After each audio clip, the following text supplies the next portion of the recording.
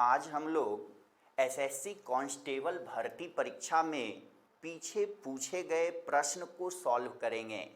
सबसे पहले SSC GD का सिलेबस जान लेते हैं। एसएससी जीडी के एग्ज़ाम में मैथ से 25 क्वेश्चन पूछा जाता है, रीजनिंग से भी 25 क्वेश्चन यानी 25 क्वेश्चन मैथ से, 25 रीजनिंग से, जीके से भी 25 क्वेश्चन, और एक सेक्शन होता है हिंदी या इंग्लिश का। अगर आप हिंदी को चूज करते हैं तो हिंदी से 25 क्वेश्चन बनाएंगे, अगर आप इंग्लिश को चूज करते हैं तो इंग्लिश से 25 क्वेश्चन, दोनों में से किसी एक से 25 क्वेश्चन आपको सॉल्व करना होता है। यानी 25-25 4 सेक्शन से पूछे जाएंगे, यानी कि 100 क्वेश्चन, जिसमें मैथ और रीजनिंग से 50 क्वेश्चन पूछे जाते हैं, 25 मैथ से और 25 रीजनिंग से। तो हम लोग यहाँ पर मैथ और रीजनिंग के क्वेश्चन को सॉल्व करेंगे। सबसे पहले आप पिछले वर्ष पूछे गए क्वेश्चन को आप सॉल्व कीजिए। कोई भी एग्ज़ाम देने से पहले कम से कम 50 सेट प्रीवियस ईयर के क्वेश्चन पेपर को सॉल्व कीजिए। आपको काफ़ी ज़्यादा प्रॉफिट होगा, बहुत प्रॉफिट मिलेगा। आपको ये समझ में आएगा कि किस सेक्शन से कितने क्वेश्चन पूछे जाते हैं, कहाँ कहाँ से क्वेश्चन आता है, क्वेश्चन का लेवल क्या होता है। जब आप 50-60 सेट बना लेंगे तो आपको जो है उसी सेट से कई क्वेश्चन रिपीट हो जाएंगे। आपके एग्ज़ाम में पिछले वर्ष के क्वेश्चन से कई क्वेश्चन मिल जाएंगे, कई रिपीट क्वेश्चन मिलेंगे। तो सबसे पहले आप पीडीएफ डाउनलोड कर लीजिए। पीडीएफ डाउनलोड करने के लिए, पिछले वर्ष के क्वेश्चन को डाउनलोड करने के लिए आप प्ले स्टोर में नीरज सर क्लासेस सर्च करें। ये एप्लीकेशन डाउनलोड करके आप पिछले वर्ष के पीडीएफ को डाउनलोड कर लीजिए। सबसे पहले पीडीएफ को आप बनाइए, जो भी क्वेश्चन है 100 क्वेश्चन आप पहले उसे सॉल्व कीजिए। और मैथ्स और रीजनिंग में अगर कोई क्वेश्चन आपसे नहीं बनता हो तो इस वीडियो में आप देख के सीख सकते हैं कि कैसे बनेगा। तो अगर कोई गलत हो जाए क्वेश्चन तो वीडियो से देख के आप सीख पाएंगे। और हमारे ऐप पर भी ये वीडियो अवेलेबल होगा और पीडीएफ वहाँ से अवेलेबल होगा। इस ऐप का लिंक डिस्क्रिप्शन बॉक्स में दिया गया है। तो शुरू करते हैं हम लोग। तो सबसे पहले हम लोग शुरू करते हैं रीजनिंग के क्वेश्चन से। रीजनिंग का पहला क्वेश्चन है, कहता है यदि प्रॉफिट को 17, 19, 16, 7, 10, 21 के रूप में कूटबद्ध किया गया है तो कंपनी को कैसे कूटबद्ध किया जाएगा। यानी ये क्वेश्चन कोडिंग डिकोडिंग से है। ये क्वेश्चन जो है कोडिंग डिकोडिंग का है। तो सबसे पहले आपको पोजीशन लेटर याद रखना पड़ेगा कि पी का मान कितना है। देखिए पी का मान 16 होता है, पी का मान 16, लेकिन लिखा है 17, एक बढ़ा के लिखा है। आर का मान 18 लेकिन लिखा है 19, एक बढ़ा करके लिखा है। ओ का मान 15 लेकिन 16 लिखा है, एक बढ़ा करके। यानी कि एक एक बढ़ा करके इधर नंबर दिया है। आप लोग भी ठीक ऐसा ही करें। देखिए सी का वैल्यू 3 होता है तो 4 लिखेंगे, ओ का वैल्यू 15 तो 16, एम का मान 13 तो 14, पी का मान 16 तो 17, ए का मान 1, 1 जोड़ेंगे 2, एन का मान 14 तो 15, वाई का मान 25 तो 26। ऐसे जो है ये आंसर होगा। ये जिस ऑप्शन में हो वही आपका आंसर होगा। 4, 16, 14, 17, 2, 15, 26, ऑप्शन नंबर सी। तो यहाँ पे हम लोग सीखे कि जो भी यहाँ पे लेटर का वैल्यू है, लेटर का मान है, उसमें एक बढ़ा करके लिखता है। इतना लिखा तो इसको हम लोग ऐसे लिखेंगे, ऑप्शन नंबर सी।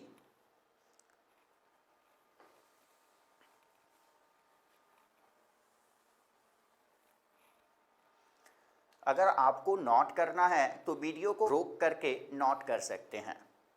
दूसरा क्वेश्चन है, निम्नलिखित श्रृंखला में आगे आने वाली आकृति का चयन करें। देखिए तो ये जो है नन वर्बल रीजनिंग से क्वेश्चन है और सीरीज का क्वेश्चन है। कहता है ये 4 फिगर दिया गया है, इसके आगे कौन फिगर आएगा ये बताना है। तो सबसे पहले देखिए तो इस फिगर और इस फिगर में क्या किया है। इस फिगर को देखिए, ये सीधा था, आधा घर से ऐसे बढ़ा दिया आगे, आधा घर से मोड़ दिया, देख सकते हैं ये सीधा था एकदम, आधा घर से आगे बढ़ा दिया, कोना में पहुंचा दिया, बाद बाकी सब जैसे था वैसे ही है, देख सकते हैं। अब इससे इसमें देखिए, अब ये ऐसे ही है बट ये एरो को आधा घर से घुमाया, ये यहाँ था, इस यहाँ ले गया तो आधा घर से यानी 45 डिग्री से आगे बढ़ाया, बाद बाकी ये ऊपर था तो ऊपर, दाएं था तो दाएं, सेम है। अब देखिए तो इसको जो है, इसको भी आधा घर से बढ़ा दिया, तो यहाँ आधा घर से आ गया, ये यहीं पर है, बाद बाकी ठीक है। अब इससे आगे हम क्या करेंगे, अब ये फिगर घूमेगा, ये सीधा ऐसे हो जाएगा, ये ऐसे है, ये अब इसकी बारी, पहले इस फिगर को जो है आधा घर से मोड़ा, फिर इसको मोड़ा, फिर ऊपर वाले को इधर किया, यहाँ आ गया, फिर इसको ऐसे करेगा, यहाँ ये सीधा ऐसे हो जाएगा, ये सीधे ऐसे रहेगा। तो देखिए तो ऑप्शन नंबर ए में है, option number A, option number A में दिया गया है, उस विकल्प का चयन करें जो दिए गए संयोजन की दर्पण छवि से सर्वाधिक निकट प्रतीत होता है, यानी मिरर इमेज से क्वेश्चन है, दर्पण से संबंधित क्वेश्चन है। कहता है ये प्रश्न आकृति है, ये ओरिजिनल जो है फोटो है, इसको मिरर में देखिएगा, दर्पण में, तो कैसा दिखेगा। देखिए तो मिरर जो है किसी भी वस्तु को दाएं से बाएं पलट देता है या बाएं से दाएं पलट देता है। मिरर की सबसे बड़ी विशेषता है किसी भी ऑब्जेक्ट को, किसी भी वस्तु को दाएं से बाएं पलट देता है। इसको पकड़िए, ऐसे पलट दीजिए तो ये जो है ऐसा हो जाएगा, ये इस कोना में है तो इस कोना में ऐसे हो जाएगा। एक चीज़ और, ये लाइन इधर से टेढ़ा है तो इधर से टेढ़ा हो जाएगा। देखिए लाइन अगर ऐसे तिरछा हो और जब इसको ऐसे पलटेंगे तो इधर तिरछा हो जाएगा। तो ये मिरर इमेज का क्वेश्चन है, नॉन वर्बल रीजनिंग का। ये ऐसे है तो इधर चला आया, लाइन ऐसे है तो ऐसे हो जाएगा। ऑप्शन देख सकते हैं किस में है, option number B, option number B सही है। दिए गए समीकरण को सही बनाने के लिए किन दो चिन्हों को आपस में बदलना होगा। देखिए तो कोई दो साइन चिन्ह बदल दीजिएगा तो ये इक्वेशन सही हो जाएगा, ये समीकरण सही हो जाएगा।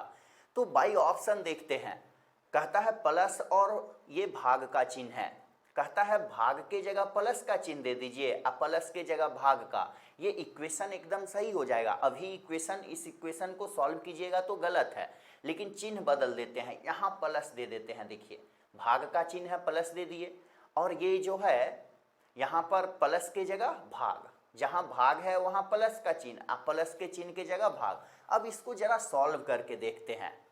तो सॉल्व हम लोग करेंगे, देखिए तो यहाँ पे तो 0 + 15 ऐसे हम लोग लिखे हैं, 0 + 15 भागा 15 -10 गुना 10 बराबर -19।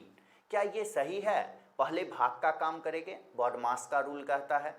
तो 0 + 15 में 15 से भाग देंगे 1, माइनस 10 गुने 10, अब गुना का काम 100। देखिए तो बराबर 99, माइनस में 100 में से -100 + 1 -99 बराबर -99। हाँ सही है, पहला ऑप्शन जो है सही है। प्लस के जगह भाग का चिन्ह देख लीजिए, प्लस है तो भाग दिए, अब भाग जहाँ है वहाँ प्लस दिए। जब ऐसा साइन चेंज कर दिए तो समीकरण सही हो गया, इक्वेशन सही हो गया।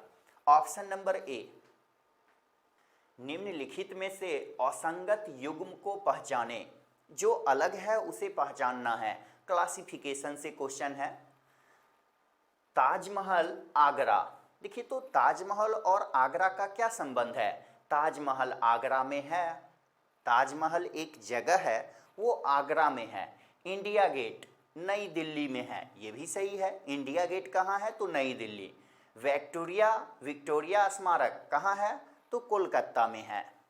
और कोणार्क ओडिशा, नहीं ये कोणार्क का सूर्य मंदिर ओडिशा में। देखिए ये सब जो है किसी न किसी जगह का नाम है, यानी कि कोई ना कोई स्थान है।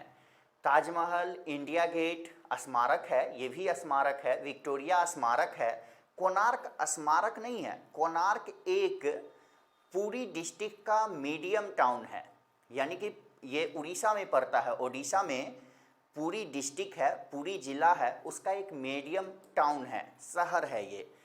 यहाँ पे सूर्य मंदिर देता कोणार्क सन टेम्पल, तब कहते ये भी सही है। कोणार्क जो है एक शहर है, बाद बाकी जो है स्मारक है, बाद बाकी स्मारक है। ऑप्शन नंबर 4 आउट हो जाएगा। कोणार्क सन टेम्पल देता तो कहते ये भी सही है, तब तो आउट कोई होता ही नहीं। कहता है असंगत युग्म को पहचाने, असंगत यही है, सन टेम्पल यहां होना चाहिए था। शरत, नवीन, दीपक और विक्रम एक गोल मेज के चारों ओर बैठे हैं और अपने व्यापार पर चर्चा कर रहे हैं। देखिए तो 4 फ्रेंड है, एक गोल मेज पर बैठा हुआ है और अपने बिजनेस पे चर्चा कर रहा है। तो 4 फ्रेंड है, चारों का जगह बना दिए, 4 फ्रेंड है। कहता है शरत इंजीनियर के सामने बैठा है, मान लेते हैं इंजीनियर यहाँ पर बैठा है, इंजीनियर यहाँ पर बैठा है, और ये जो है इंजीनियर यहाँ पे बैठा है, और कहता है शरत के सामने है, शरत नाम है, इंजीनियर शरत के सामने बैठा है, या इधर इधर भी कर सकते थे, जिधर आपको मन हो उधर बैठा सकते हैं। कहता है नवीन डॉक्टर के दाईं ओर बैठा है, नवीन डॉक्टर के दाईं ओर, इसमें कौन डॉक्टर है पता नहीं, अभी वेटिंग में रहने दीजिए। वकील पुलिस के बाईं ओर है, वकील कौन है पुलिस कौन है पता नहीं। विक्रम दीपक के सामने बैठा है, देखिए तो विक्रम ये तो शरत है, शरत के सामने इंजीनियर है, इसका कुछ नाम होगा। कहता है विक्रम दीपक के सामने है, तो विक्रम को हम यहाँ कर देते हैं, विक्रम जो है दीपक के सामने। लेकिन आप ये भी कह सकते हैं कि यहाँ यहीं दीपक को कर दीजिए, ये भी हो सकता है, कहीं दीपक यहाँ रहेगा तो विक्रम यहाँ, दोनों में से कोई एक, विक्रम दीपक के सामने है या दीपक विक्रम के सामने है, इधर उधर भी जा सकता है। अब देखिए तो हम लोगों से पूछता है इंजीनियर कौन है, तो 4 नाम आ गया, शरत, विक्रम, दीपक, एक कौन बच गया, नवीन, नवीन बच गया, इंजीनियर जो है नवीन है, इंजीनियर कौन है तो नवीन है। क्वेश्चन का आंसर हम लोग दे लिए, लेकिन पूरा हम लोग सेटिंग नहीं किए हैं। आप चाहें तो कौन डॉक्टर है कौन क्या है ये बता सकते हैं। कैसे, तो देखिए शरत इंजीनियर के सामने बैठा है, नवीन डॉक्टर के दाईं ओर, नवीन जो है डॉक्टर के दाईं ओर, तो डॉक्टर को यहाँ बैठा देते हैं, डॉक्टर, तब ना डॉक्टर का दायां हाथ इधर है, नवीन डॉक्टर के दाईं ओर, तो इस दोनों में से कोई जो है डॉक्टर होगा, या तो विक्रम या तो दीपक, पता नहीं कौन है।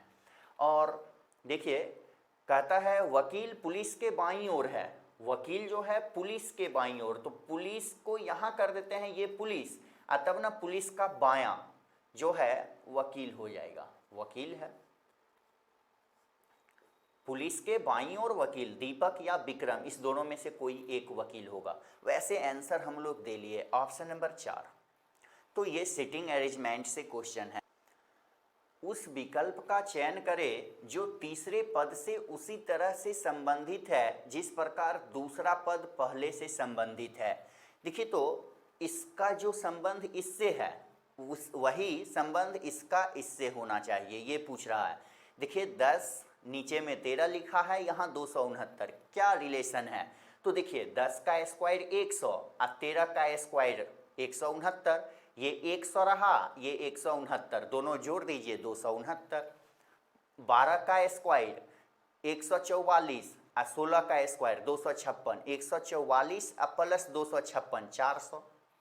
रीजनिंग है, कुछ भी कर सकता है, दोनों का स्क्वायर करके जोड़ दिया और यहाँ लिखा। आप भी कीजिए, दोनों का स्क्वायर 12 का स्क्वायर 16 का स्क्वायर जोड़ के यहाँ लिख दीजिए, 12 का स्क्वायर 144, 16 का स्क्वायर 256, यानी हो गया 400, 144 256 400, ऑप्शन नंबर बी।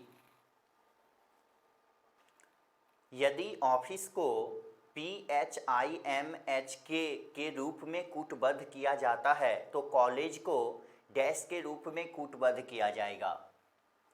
देखिए ऑफिस को ऐसे लिख रहा है, यानी देखिए तो O जो है 15, ये देखिए P 15 1 16, F जो है 6 है, 6 2 8, यानी इसमें 1 जोड़ा इसमें 2 जोड़ा। ये देखिए तो F 6 6 3 9, 3 से बढ़ाया है, I 9 9 4 13, 4 से बढ़ाया, यानी 1 से 2 से 3 से 4 से अब 5 और 6 से बढ़ेगा, देख सकते हैं। C का मान 3 अब 3 5 8 H 8, E का मान 5 अब 5 10, यानी कि कंटिन्यू नंबर से बढ़ा रहा है। जो रीजनिंग इसमें अप्लाई हुआ है ठीक वही रीजनिंग हम लोग इसमें अप्लाई करेंगे, यानी 1 से बढ़ाएंगे, पहले +1 +2 +3 +4 +5 +6 +7 ऐसे बढ़ाएंगे। देखिए C जो है 3 है, 3 में 1 जोड़ेंगे 4, D O 15 15 2 17, L 12 12 3 15, L 12 12 4 16 और P E 5 5 10, G 7 7 6 13 और E 5 5 7 12। देखिए तो ये जिस ऑप्शन में हो वही हमारा आंसर होगा, DQOPJML ऑप्शन नंबर 1। तो पोजीशन याद होना बिल्कुल ज़रूरी है। पोजीशन जिनको याद रहेगा जल्दी बना पाएंगे, पोजीशन याद नहीं रहेगा फिर आपको काफ़ी ज़्यादा टाइम लगेगा। एक दवा कंपनी ने 8 नई दवाएं ABCDEFG और H लॉन्च की। दवाइयों को 2015 में 3 महीने की अवधि में एक के बाद एक लॉन्च किया गया था। लॉन्च करने का क्रम निम्नलिखित शर्तों पर आधारित था। देखिए तो एक दवा कंपनी 8 दवाई को लॉन्च कर रहा है और 8 को लॉन्च कैसे करेगा सो देखना है। कहता है ए H के तुरंत बाद लॉन्च हुआ। ए जो है H के तुरंत बाद लॉन्च हुआ, H के बाद जो पहले लॉन्च हुआ उसे ऊपर लिखेंगे, जो बाद में लॉन्च हुआ उसे नीचे लिखेंगे। कहता है E G और A दोनों से पहले लॉन्च हुआ। देखिए तो E जो है G और A दोनों से पहले लॉन्च हुआ, G और A दोनों से पहले यानी ऊपर लॉन्च हुआ। C E के तुरंत बाद लॉन्च हुआ, C जो है E के तुरंत बाद, तो E के तुरंत बाद C लॉन्च हुआ। देखिए C यहाँ पर हो जाएगा, E के तुरंत बाद C लॉन्च हुआ। D E से पहले लेकिन B के बाद लॉन्च हुआ। D जो है E से पहले यानी ऊपर और B के बाद, तो B से नीचे लॉन्च हुआ D। D जो है E से पहले और B के बाद लॉन्च हुआ। B F से तुरंत पहले लॉन्च हुआ, B जो है F से पहले लॉन्च हुआ तो F इस दोनों के बीच में आ जाएगा। B जो है F से तुरंत पहले तो D से ऊपर इस बीच में आ जाएगा। F कहता है निम्नलिखित में से कौन सा कथन सत्य हो सकता है, कौन सा कथन, नीचे 4 ऑप्शन है इसमें से कौन सत्य है। पहले 8 दवा देख लेते हैं, 1 2 3 4 5 6 7, एक दवा बच गया। कहा था ए के जस्ट पहले H लॉन्च हुआ है, ए के जस्ट पहले H, तो ए से पहले जो है यानी ऊपर, ए से ऊपर कौन लॉन्च हुआ है, H हुआ है, तो H यहाँ दे देते हैं। ए से पहले जो है H लॉन्च हुआ है, G को नीचे कर देते हैं, G नीचे हो जाएगा इसी क्रम में, या ये दोनों भी हो सकता है। अब देखते हैं G लॉन्च की जाने वाली दूसरी दवा है। देखिए तो ऊपर से तो दूसरा F है, ये गलत है। B लॉन्च की जाने वाली तीसरी दवा थी, 1 2 3 नहीं, तीसरा दवा D है। A लॉन्च की जाने वाली चौथी दवा थी, 1 2 3 4 नहीं, E है चौथी। C लॉन्च की जाने वाली 5वीं दवा है, हाँ 1 2 3 4 5, 5वां दवा C है, तो ये हो जाएगा। जो पहले लॉन्च हुआ उसे ऊपर लिखेंगे, जो बाद में लॉन्च होगा उसे नीचे। रैंकिंग टेस्ट से क्वेश्चन है। उस विकल्प का चयन करें जो तीसरे पद से उसी तरह संबंधित है जिस प्रकार दूसरा पद पहले पद से संबंधित है, यानी तीसरा से चौथा संबंधित होना चाहिए जैसे पहला से दूसरा संबंधित है। देखिए तो पहला का जो संबंध दूसरा से है वही तीसरा का चौथा से होना चाहिए। क्लासिफिकेशन का क्वेश्चन है। देखिए तो प्रचुर और दुर्लभ। प्रचुर का मतलब बहुत सारा उपलब्ध है, कोई सामान प्रचुर मात्रा में है ऐसा लोग कहते हैं, इसका मतलब ढेर सारा है, कोई कमी नहीं है। दुर्लभ, दुर्लभ का मतलब वो सामान, वो चीज़ें बहुत कम है, मिलना मुश्किल है, उसे दुर्लभ कहते हैं। अपोजिट वर्ड है, एक प्रचुर है बहुत ज़्यादा है, एक दुर्लभ है मिलना मुश्किल है, अपोजिट वर्ड है। आगमन, आगमन का मतलब आना, प्रस्थान का मतलब जाना। आना का उल्टा जाना, तो प्रस्थान हो जाएगा। ऑप्शन नंबर सी प्रस्थान, आगमन का अपोजिट वर्ड प्रस्थान होगा। 11 नंबर क्वेश्चन देखिए, उस पद का चयन करें जो निम्नलिखित श्रृंखला में अगला आएगा, यानी यहाँ पे कौन सा टर्म आएगा ये बताना है। देखिए तो ये ए है, ए का मान 1, और ये देखिए तो एफ है, एफ का मान 6, कितना से बढ़ा, 5 से बढ़ गया। सी 3 और 3 और 5 8, 5 से बढ़ाया है इसे भी, देखिए ना, सी 3 3 5 8, इसे भी 5 से बढ़ाया। ई 5 5 5 10, यानी सब में 5 5 जोड़ दिया, ये लिखा।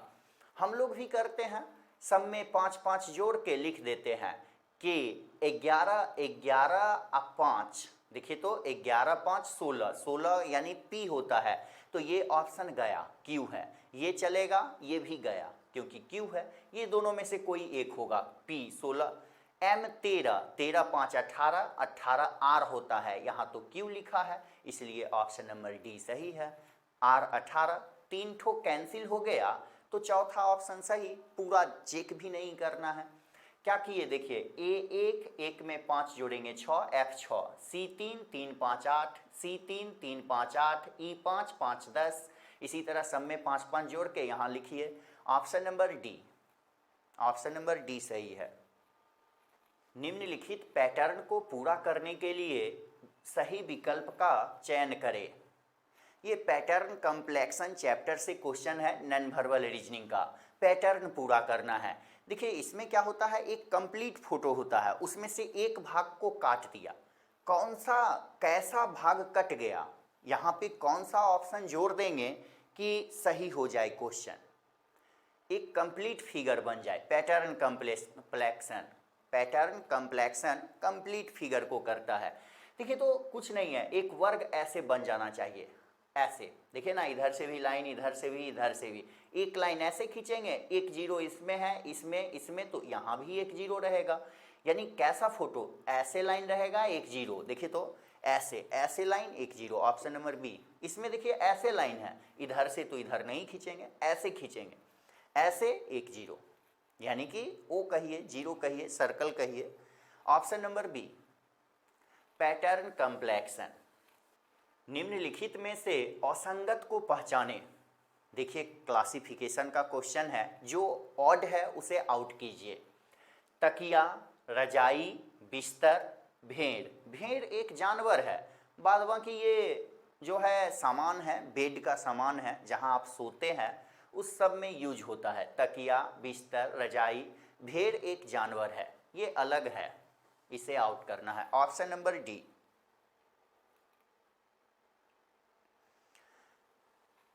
देखिए तो नीचे दिए गए कथनों के बाद दो निष्कर्ष 1 और 2 दिए गए हैं। आपको कथनों में दी गई जानकारी को सत्य मानना है, भले ही वे सर्वज्ञात तथ्यों से भिन्न प्रतीत होती हो, और यह तय करना है कि कौन सा या कौन से निष्कर्ष तार्किक रूप से और निश्चित रूप से कथनों का अनुसरण करता है या करते हैं। देखिए ये सिलोजिज्म का क्वेश्चन है, जब भी ऐसा क्वेश्चन आए इन्फॉर्मेशन पढ़ना जरूरी नहीं है, वरना टाइम वेस्ट होगा। डायरेक्ट क्वेश्चन आप लोग बनाइएगा। क्वेश्चन बनाने का तरीका देखते हैं, सीखते हैं।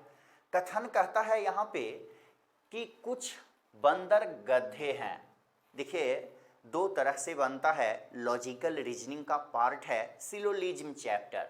ये सिलोजिज्म का क्वेश्चन है, एक वेन डायग्राम से बनता है, एक लॉजिक से बनता है। तो वेन डायग्राम से बनाना बिल्कुल ईजी है, लॉजिक से बनाइएगा तो उसमें कई रूल हैं, 25-30 रूल है, आपको याद करना पड़ेगा। इसमें भी कुछ रूल है वेन डायग्राम से, बट बहुत कम, 2-3 रूल याद कीजिएगा, बन जाएगा। तो यहाँ पे जो क्वेश्चन है पहले इसे देखते हैं। देखिए तो कुछ बंदर गधे हैं, तो पहले तो बंदर का नाम लिया, बंदर, तो बंदर बना दिए, एक घेरा बनाइए उसमें बंदर लिखिए, डायग्राम के थ्रू बना रहे हैं। कुछ बंदर गधे हैं, कुछ कहा तो कुछ को घेरना है, सबको नहीं घेरना है। देखिए ना यहाँ पूरा इस जो है बॉक्स में बंदर भरा हुआ है, इसमें से कुछ को घेर दिए, गधा है, कुछ बंदर गधा है, सब कहता तो सबको घेर देते, कुछ बंदर गधा है। जैसे यहाँ कहा सभी गधे शेर हैं, सब कहा, सब कहा गधा तो सबको घेरना पड़ेगा, थोड़ा सा ज़्यादा बड़ा बनाना होता है। कुछ गधा शेर है, ये रूल है। कुछ कहा तो कुछ को घेरे, सब कहा तो पूरे को घेर दिए। सभी गधा शेर है। देखिए ये आपका जो दो स्टेटमेंट है, कथन है, ये डायग्राम में फिट हो गया। अब जो निष्कर्ष पूछेगा आंसर बताएंगे। निष्कर्ष, कंक्लूजन, सभी शेर गधे हैं। इसमें से देख के बताना है क्या सभी शेर गधा लग रहा है। यहाँ वाला शेर, यहाँ जो शेर बैठा हुआ है ये गधा है? नहीं, गलत है। सभी शेर गधा है, गलत है। यहाँ वाला शेर गधा नहीं है। सभी गधा शेर हैं बट सभी शेर गधे नहीं हैं, ये गलत चीज़ है। कहता ना सभी गधा शेर है, कहते सही है। यहाँ सब टोटल का टोटल गधा घेरा गया शेर के अंदर, तो सभी गधा शेर, लेकिन सब शेर गधा है, ये गलत है। सभी गधे बंदर हैं, सभी गधे बंदर है। सबका सब कहाँ है? थोड़ा है, देख रहे हैं ना। यहाँ वाला गधा बंदर नहीं ना है, सभी गधे बंदर है, ये भी गलत। दोनों का दोनों गलत। देखिए किस ऑप्शन में है। कहता है 4 नंबर ऑप्शन में ना तो निष्कर्ष 1 और ना ही निष्कर्ष 2 अनुसरण करता है, यानी ऑप्शन नंबर डी सही है। ना तो पहला सही है ना ही दूसरा। तो एक क्वेश्चन सीखने से पूरा सिलोजिज्म नहीं आप सीख जाइएगा। एक क्वेश्चन पढ़े इस टाइप का, अगर आप पहले से पढ़े हुए हैं तो ठीक है। अगर आप पूरा नहीं जानते हैं सिलोजिज्म के बारे में, कैसे बनेगा, रूल क्या है, तो आप सिलोजिज्म चैप्टर पहले पढ़े, तब जाके पूरा समझ में आएगा। तो सिलोजिज्म पढ़ने के लिए हमारे ऐप पे पूरा रीजनिंग और पूरे मैथ का सिलेबस अपलोड है, आप वहाँ से पढ़ सकते हैं। वेन आरेख का चयन करें जो दिए गए 3 वर्गों के बीच के संबंध को सर्वोत्तम रूप को दर्शाता है।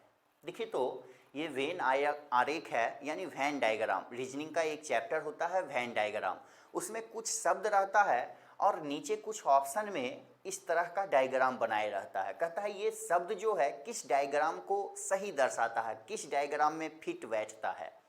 तो वैन डायग्राम से क्वेश्चन है। एक चीज़ और, जब आप चैप्टर को काफ़ी अच्छा तरह से पढ़ लेंगे, यानी पूरे सिलेबस को कंप्लीट कर लेंगे, रीजनिंग का हो या मैथ का या जीके जीएस का, तो आपको ये सब पढ़ना ज़रूरी नहीं होता है। ये इन्फॉर्मेशन कोई नहीं पढ़ता है, इन्फॉर्मेशन पढ़ने से कोई फ़ायदा नहीं। देखिए भाषाएं हिंदी मलयालम, 3 वर्ड दिया, भाषाएं हिंदी मलयालम, किस में फिट बैठेगा? तो थोड़ा सा लॉजिक यूज करना है। देखिए ये बड़ा वाला बॉक्स जो है सर्कल, भाषा को इंडिकेट करता है, भाषा। और दोनों अलग अलग भाषा है, एक हिंदी और एक मलयालम, दोनों अलग अलग भाषा है। ये भाषा के अंतर्गत दोनों आता है। कौन कौन? तो हिंदी मलयालम, भाषा के अंतर्गत हिंदी और मलयालम आता है, तो भाषा है ये। घोड़ा उसी तरह से संबंधित है बछड़े से जिस प्रकार आदमी संबंधित है डैश से। देखिए तो घोड़ा के बच्चा को बछड़ा कहते हैं, घोड़ा है उसके छोटा बच्चा को बछड़ा कहते हैं, तो आदमी के बच्चा को बच्चा ही कहते हैं, शिशु भी कहते हैं। अगर शिशु ऑप्शन रहता तो देते, यहाँ पे बच्चा है तो आदमी है, उनके छोटा सा जो बेबी होता है उसे बच्चा कहते हैं। ऑप्शन नंबर बी, एनालॉजी से क्वेश्चन है, ये एनालॉजी का क्वेश्चन था। निम्नलिखित श्रृंखला में 2 संख्याओं को कोष्ठक में रखा गया है। श्रृंखला का ध्यानपूर्वक अध्ययन करें और श्रृंखला के संबंध में सही विकल्प का चयन करें। ये एक सीरीज है, और इसमें 2 कोष्ठ में बंद किया गया है, एक 26 एक 81। कहता है, अब नीचे कुछ ऑप्शन है, कहता है कौन सा गलत है ये बताना है। तो सीरीज पहले, ये नंबर सीरीज का क्वेश्चन है कह सकते हैं।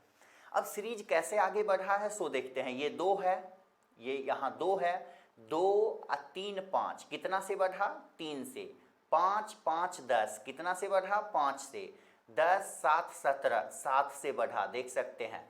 ये देखिए तो 17 और 9 26, 9 से बढ़ा है, 9 से, 3 से, 5 से, 7 से, 9 से। आपको समझ में आ गया होगा आखिर हो क्या रहा है।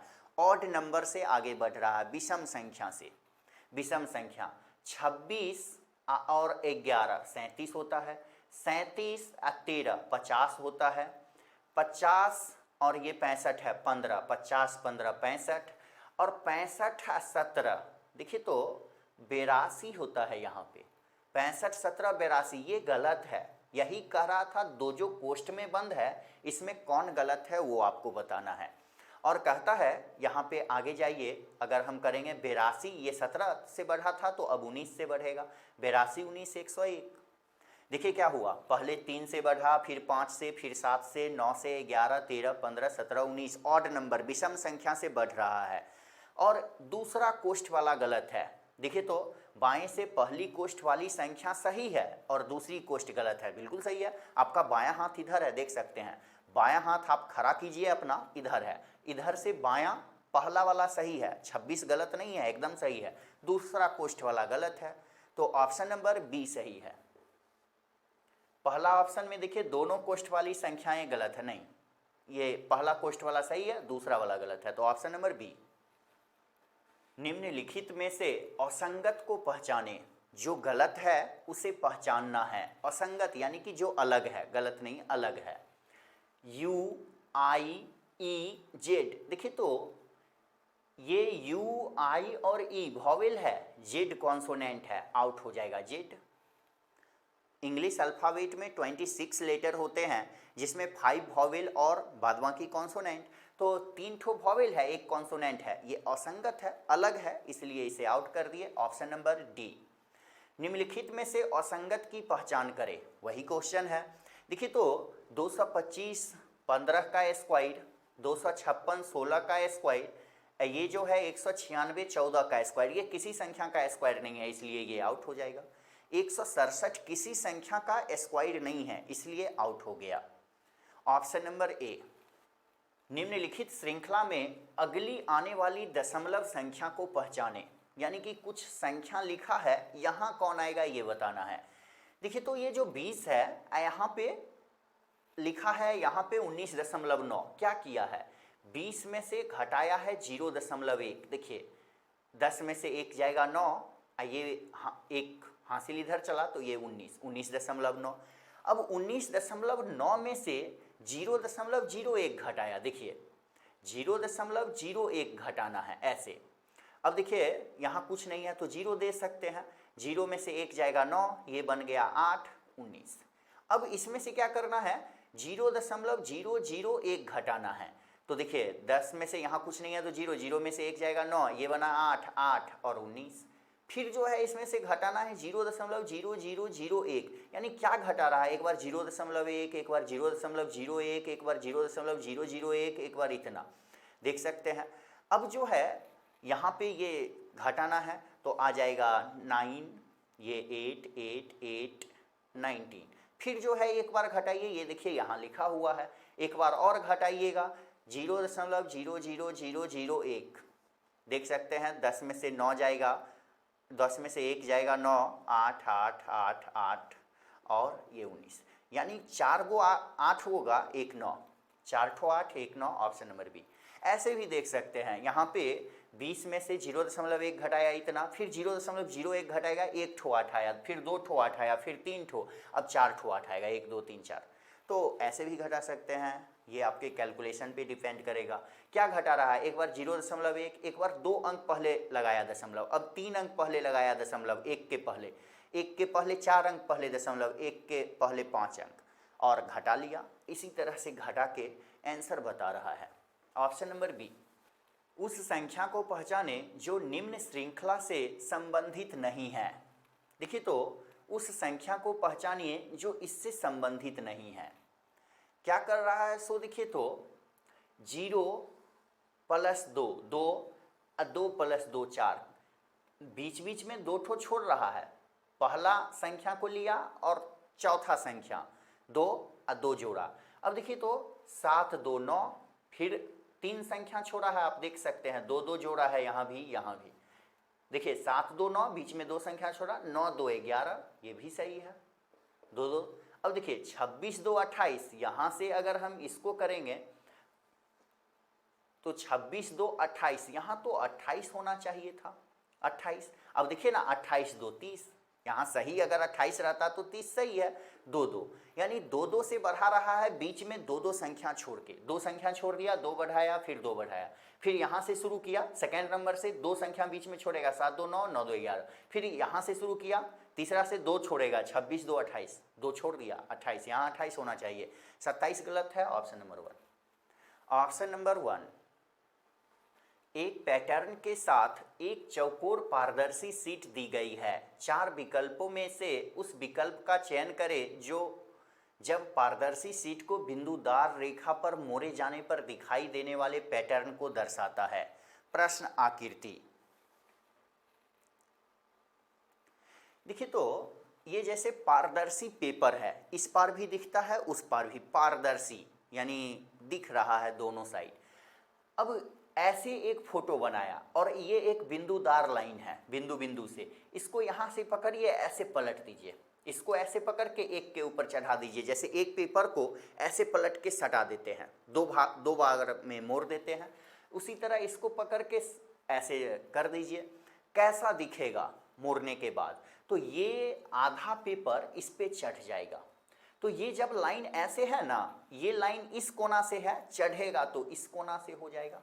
आप देख लीजिएगा, एक पेपर ऐसे लीजिएगा, ऐसे लाइन है, अगर इसको पलटते हैं तो ऐसे हो जाएगा, मिरर जैसा, मिरर इमेज जैसा। तो इसको ऐसे पलट दीजिए, ऐसा हो जाएगा, 2 लाइन क्रॉस, ये ऐसे, ये तो गायब हो जाएगा। अब यही चढ़ के इस पर चला गया, एक ऐसे लाइन, एक ऐसे लाइन, ये एक बॉक्स, देख लीजिए किस में है, क्रॉस वाला। ये ऐसे ही दिखा दिया कि ये पहले था अब नहीं है, डॉट डॉट से दर्शा दिया, ऐसा दिखेगा। ऑप्शन नंबर 4, दिए गए कथनों और निष्कर्षों को ध्यानपूर्वक पढ़ें और तय करें कि कौन सा या से निष्कर्ष तार्किक रूप से कथनों का अनुसरण करता है या करते हैं।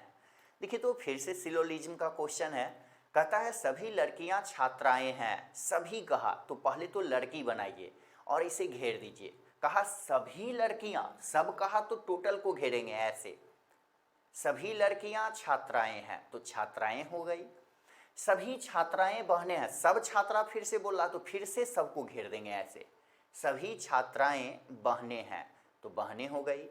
अब कुछ निष्कर्ष है, 2 निष्कर्ष, एक्चुअली 2 यहाँ पे कथन है, स्टेटमेंट है, और 2 कंक्लूजन है। अब कंक्लूजन में आपको देखना है इसमें से कौन सही है। पहले तो स्टेटमेंट को हम लोग फिगर में बदल लिए, अब निष्कर्ष देखना है। सभी लड़कियां बहनें हैं, कहता क्या सभी लड़की बहन है, बहन के अंदर तो आ गई सभी लड़कियां, देखिए ना लड़की इतना दूर में है, इसको घेर दिए पूरा, ये पूरा में बहन है तो सभी लड़कियां बहन है, बिल्कुल सही है। कुछ लड़कियां बहनें नहीं हैं, देखिए तो यहाँ पे एक रूल होता है वेन डायग्राम का, अगर दोनों स्टेटमेंट एफर्मेटिव हो यानी सकारात्मक हो, इसमें निगेटिव स्टेटमेंट नहीं है, तो कंक्लूजन निगेटिव नहीं होता है, ये आपको याद करना पड़ेगा। अगर दोनों स्टेटमेंट एफर्मेटिव हो यानी कि सकारात्मक हो तो कंक्लूजन निगेटिव नहीं होता है, तो ये गलत है। अब ये कई रूल है, आपको जो है पूरा जब चैप्टर पढ़ेंगे तब समझ में आएगा। तो यहाँ पे एक रूल था, हम आपको बता दिए कि अगर दोनों स्टेटमेंट एफर्मेटिव हो, निगेटिव स्टेटमेंट निगेटिव कंक्लूजन पूछा जाए, कहिएगा गलत है। कुछ लड़कियां बहनें नहीं हैं, गलत है, नहीं लगा दिया, निगेटिव है, गलत है। तो पहला जो है सही था, दूसरा गलत। देख लीजिए किस ऑप्शन में है,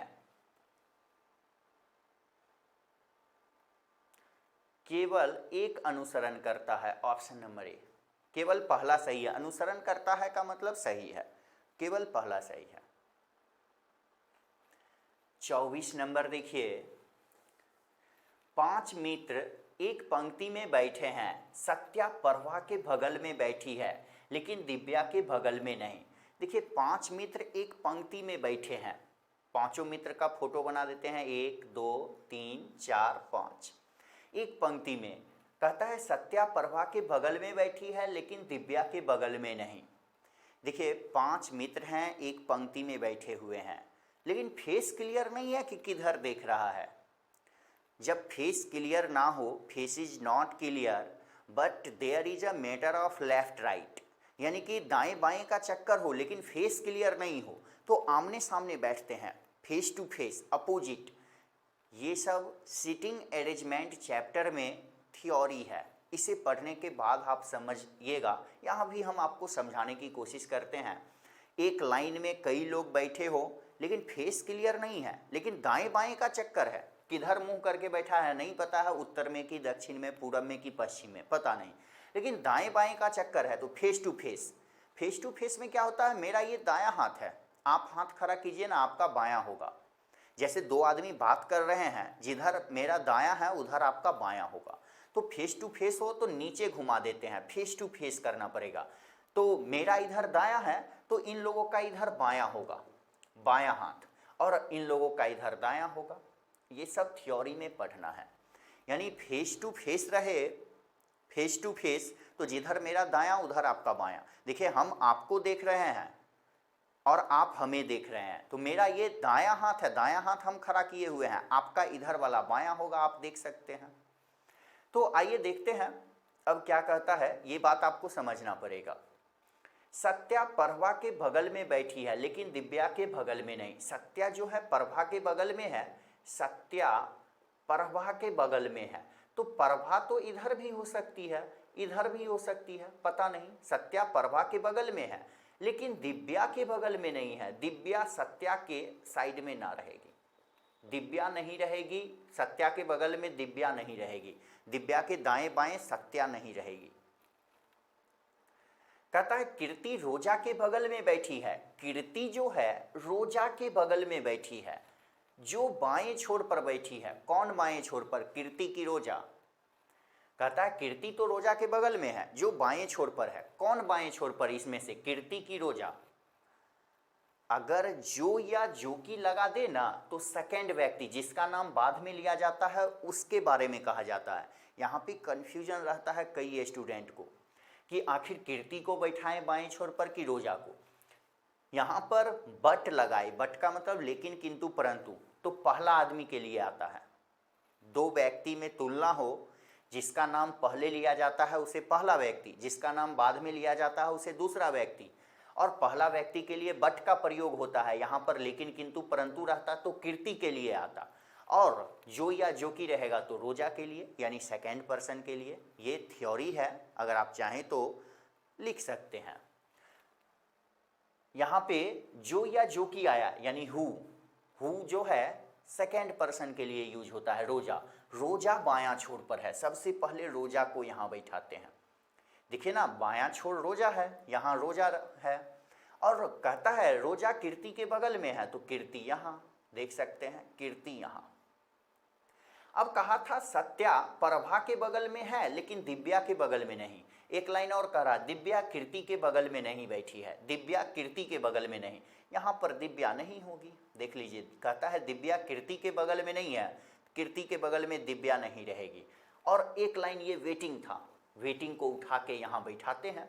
कहता है सत्या प्रभा के बगल में है, तो सत्या जो है प्रभा के बगल में है। मान लीजिए सत्या को यहाँ रख दे तो प्रभा यहाँ, और दिव्या यहाँ नहीं रहेगी, तो दिव्या को ही यहाँ बैठना पड़ेगा। इससे अच्छा है यहाँ पे रखते हैं हम लोग प्रभा को, यहाँ रखते हैं प्रभा को, रखते हैं यहाँ पे सत्या को, और यहाँ तब दिव्या जाएगी। कहती है दिव्या हम सत्या के बगल में नहीं बैठेंगे, देख सकते हैं सत्या के बगल में दिव्या बैठने को तैयार नहीं है, तो यहाँ सत्या को बैठाइए। ये सब आपको सोचना पड़ेगा, कहाँ पे किसको बैठाए कि अरेंज हो जाए।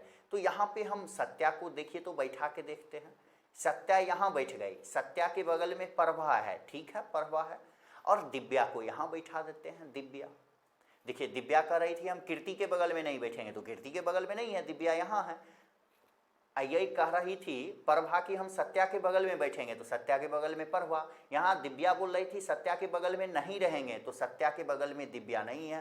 बैठाने का केवल और केवल एक ही तरीका हो सकता है, और आपको सोचना पड़ेगा कैसे बैठाना है। कुछ क्वेश्चन बनाएंगे, माइंड एक्सेप्ट करेगा, और सिटिंग अरेंजमेंट से क्वेश्चन है।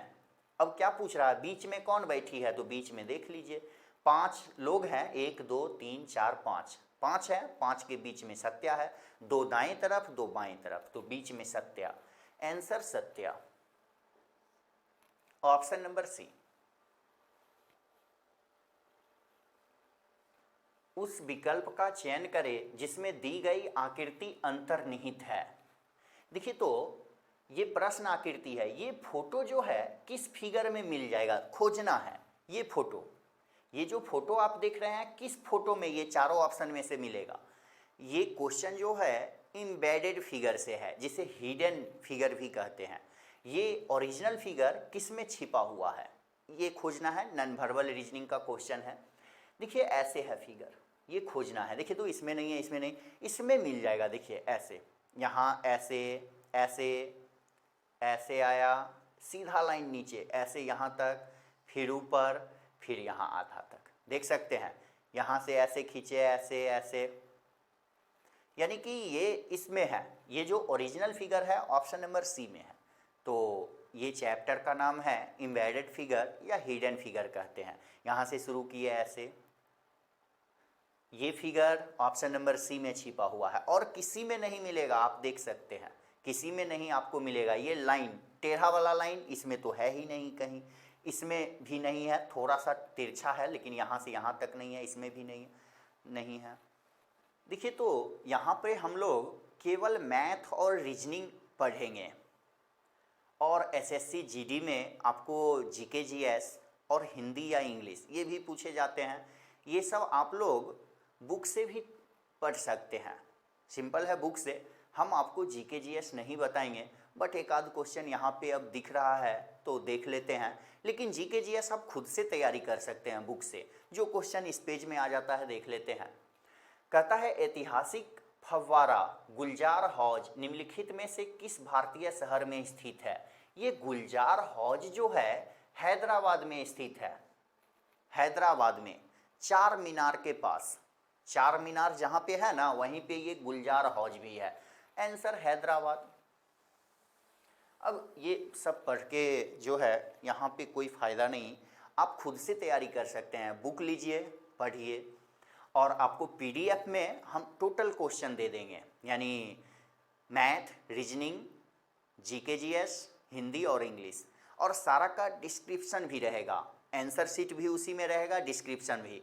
पहले आपको 100 क्वेश्चन सॉल्व करना है, कितना सही हुआ कितना गलत, मार्क्स देखना है। अगर मैथ और रीजनिंग का क्वेश्चन आपसे कोई नहीं बना, आपको नहीं समझ में आ रहा है, तो वीडियो देख के समझ सकते हैं। जीके जीएस आप जो है डिस्क्रिप्शन है उसको देख के आप पढ़ लेना है, उसे देख के सही गलत कर लेना है। देखिए 2 क्वेश्चन और है, देख लेते हैं। निम्नलिखित में से पल्लव राजवंश की राजधानी कौन सी थी। कांचीपुरम, याद किए होंगे कांचीपुरम। अब इसमें तो कोई कुछ हम बता नहीं सकते हैं। किसी एक व्यक्ति को भारतीय सर्वोच्च न्यायालय के न्यायाधीश के रूप में नियुक्त होने के लिए उच्च न्यायालय में कितने वर्षों तक अभ्यास करना अनिवार्य है। देखिए सुप्रीम कोर्ट का यदि कोई जज बनेगा तो कहता है कितने वर्ष तक उसे प्रैक्टिस करना है हाई कोर्ट में, उच्च न्यायालय में। उच्च न्यायालय में 10 वर्ष तक जो प्रैक्टिस करेगा, अभ्यास करेगा, वही सर्वोच्च सुप्रीम कोर्ट का जज बन सकता है। आंसर 10 साल। धूपगढ़ चोटी भारत के किस राज्य में स्थित है। देखिए तो धूपगढ़ चोटी जो है एमपी, सतपुरा की चोटी आप जानते होंगे, और धूपगढ़ चोटी सबसे ऊंची चोटी है और इसका ऊंचाई जो है 1352 मीटर है। ये सब आपको पूछा जा सकता है। धूपगढ़ चोटी सबसे ऊंची चोटी है, 1352 मीटर ऊंचाई है सतपुरा की चोटी में, और एमपी, इसका आंसर एमपी हो जाएगा, मध्य प्रदेश। चलिए नेक्स्ट देखते हैं। अब देखिए मैथ्स का क्वेश्चन देखते हैं। जीके जीएस आप खुद से तैयार कीजिए, ज़्यादा बेहतर रहेगा। अंक गणित, तालिका का उचित रूप से अध्ययन करें और आंकड़े की व्याख्या करके उत्तर दे। तालिका एक परीक्षा में 4 अलग अलग विषयों में 5 छात्रों द्वारा प्राप्त अंकों का प्रतिशत दर्शाती है। देखिए तो यहाँ पे जो है 5 छात्र हैं, छात्र का नाम ये सब रहा, हरीश, रमन, राजेश, मनोज, अजमत। सब्जेक्ट जो है ये चारों है, 4 सब्जेक्ट का एग्जाम हुआ है। अधिकतम अंक है 150 का, गणित 150 एग्जाम का हुआ है, 150 नंबर का पेपर था। रसायन विज्ञान, केमिस्ट्री जो है 130 नंबर का, फिजिक्स 120 का, बायो 100 नंबर का एग्जाम हुआ है। अब पूछता क्या क्वेश्चन है सो देखते हैं। देखिए तो हरीश को गणित में 90 नंबर आया है, रसायन विज्ञान में 50, राजेश को भौतिक में 80, मनोज को देखिए तो 72। ये मैथ का जो है एक टेबल चैप्टर होता है, टेबल से संबंधित क्वेश्चन है। अब देखिए कहता है रसायन विज्ञान में सभी 5 छात्रों द्वारा प्राप्त औसत अंक क्या है। रसायन विज्ञान पांचों छात्र का औसत पूछ रहा है, सबको जोड़ लीजिए, 5 से भाग, औसत तो बिल्कुल इजी है, एवरेज सभी के द्वारा प्राप्त अंक, किसमें तो रसायन विज्ञान केमिस्ट्री में, तो जोड़ते हैं 50, 30, 80, 60, 140, 140, 75, 215, 215, 35, 250, 250 कितने स्टूडेंट हैं तो 5 हैं, 5 से भाग, औसत 50। ऑप्शन नंबर ए, औसत जो है 50। रसायन शास्त्र में औसतन 50 नंबर पांचों स्टूडेंट को आया है। केंद्रीय प्रवृत्ति में माध्य, माध्यिका और बहुलक के बीच संबंध है। देखिए फार्मूला होता है बहुलक बराबर 3 गुने माध्यिका माइनस 2 गुने माध्य। ऑप्शन नंबर ए सही है, फार्मूला है 3 गुने माध्यिका घटे 2 गुने माध्य, बहुलक बराबर फार्मूला है। Option number A. 5 प्लस, देखिए तो इसे सॉल्व करना है। आइए सबसे पहले हम लोग बॉडमास का रूल जानते हैं। सबसे पहले ब्रैकेट होता है, ब्रैकेट का काम करेंगे। तो 28 में से 4 घटाइए, कितना होगा 24, 5 प्लस भागा 2 का स्क्वायर 4, 4 प्लस 2 6, कोष्ठ गायब हो गया, -2। देखिए तो 24 में से 24 भागा 6, 4 बार में कटेगा, 6 से भाग देना है 24 में 4 बार में, तो 5 और 4 9 में से 2 घटाना है, आंसर 7। आंसर जो है 7 हो जाएगा। पहले इस कोष्ठ का काम किए, छोटी कोष्ठ का, फिर इस कोष्ठ का काम किए। 28 में से 4 घटाए 24, ये 2 का स्क्वायर 4, 4 2 6, बड़ी कोष्ठ के अंदर आ गया। 24 में 6 से भाग दिए 4 बार में, ये 5 पहले से था, 5 4 9, ये 2 पहले से था, 9 में से 2 घटाएंगे 7। दो संख्याओं का अनुपात 8:3 है और उनका अंतर 120 है। दोनों संख्याओं में सबसे छोटी संख्या कौन है। देखिए तो दो संख्या थी, दोनों का रेशियो 8:3 है कहता है और उनका अंतर 120 है। रियल में अंतर 120, अनुपात में देखिए तो अंतर कितना है, पहली संख्या 8 और दूसरी संख्या 3, अनुपात में अंतर 5 है, लेकिन रियल में 120। देखिए हम लोग कहीं भी x मान के नहीं पढ़ेंगे, सभी को शॉर्ट मेथड से पढ़ेंगे ताकि कम समय में ज़्यादा से ज़्यादा क्वेश्चन आपसे बने। पहली संख्या 8, दूसरी संख्या 3, अनुपात में अंतर 5, लेकिन रियल में अंतर कितना है 120। 5 यूनिट का वैल्यू 120, तो 1 यूनिट का निकालना हो ना, तो 120 में ये 5 से भाग दे दीजिए। यहाँ 10 रहता तो 10 से भाग देते, 24 बार में कट गया।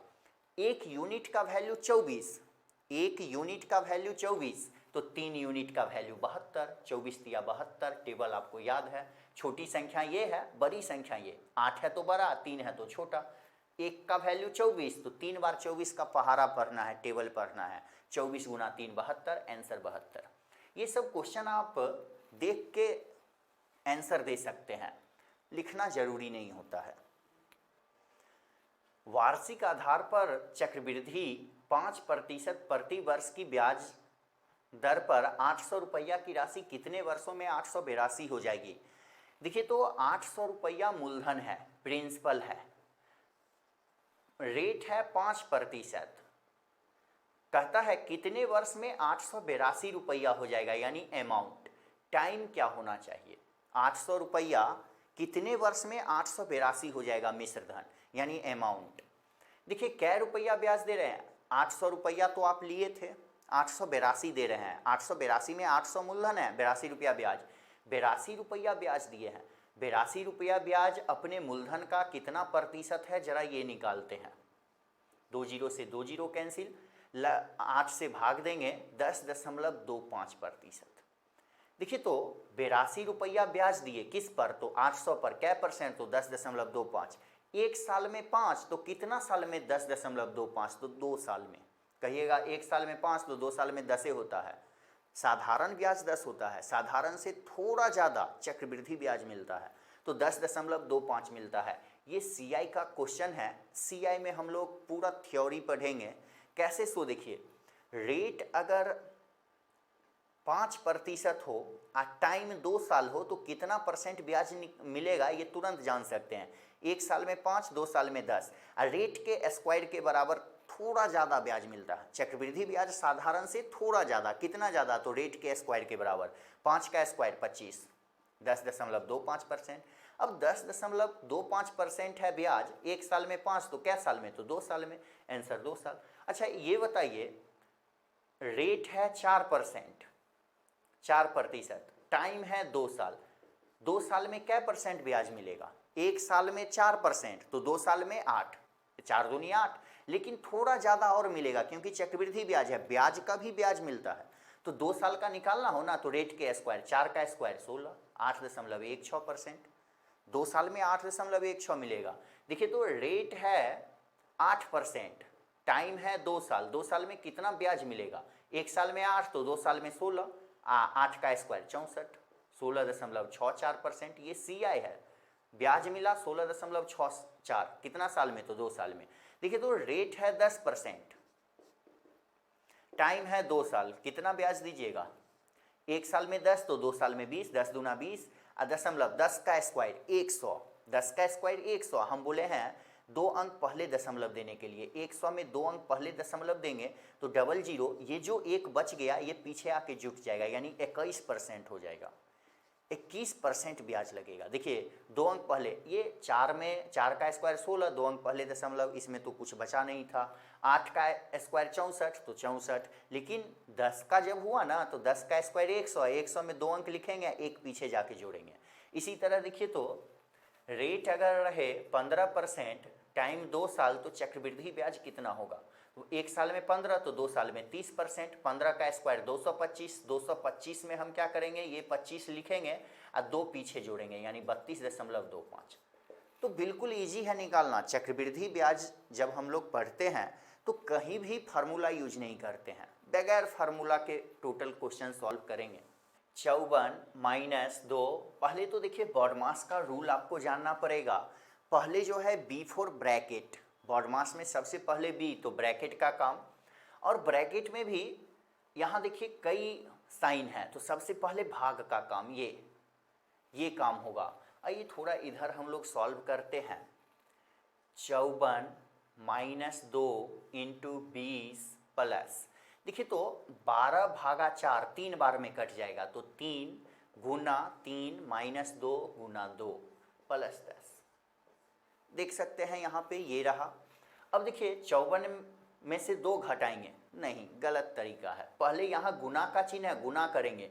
54 में से जो लोग 2 घटा लीजिएगा 52, वो गलत हो जाइएगा। पहले यहाँ कोई चिन्ह नहीं है तो गुना, पहले गुना करेंगे, यानी पहले इसको सॉल्व करेंगे अंदर वाले को, ये कोष्ट नहीं है। पहले इसको सॉल्व करेंगे अंदर वाले को और तब जाके गुना करेंगे। 54 - 2 कोष्ट के अंदर, देखिए 3 गुने 3 9, 20 9 29, 29 में से 4 घटाएंगे 25, ऐसे आप प्लस 10। देखिए अब पहले गुना है, यहाँ कोई चिन्ह नहीं तो गुना। 54 माइनस 2 गुने 25, 50 प्लस 10। 54 में से 50 घटाइए 4, 4 10 14, answer 14। Option number C, option number C हो जाएगा। ये कहाँ से आया है? देखिए एक स्टेप हम यहीं पे सॉल्व किए थे।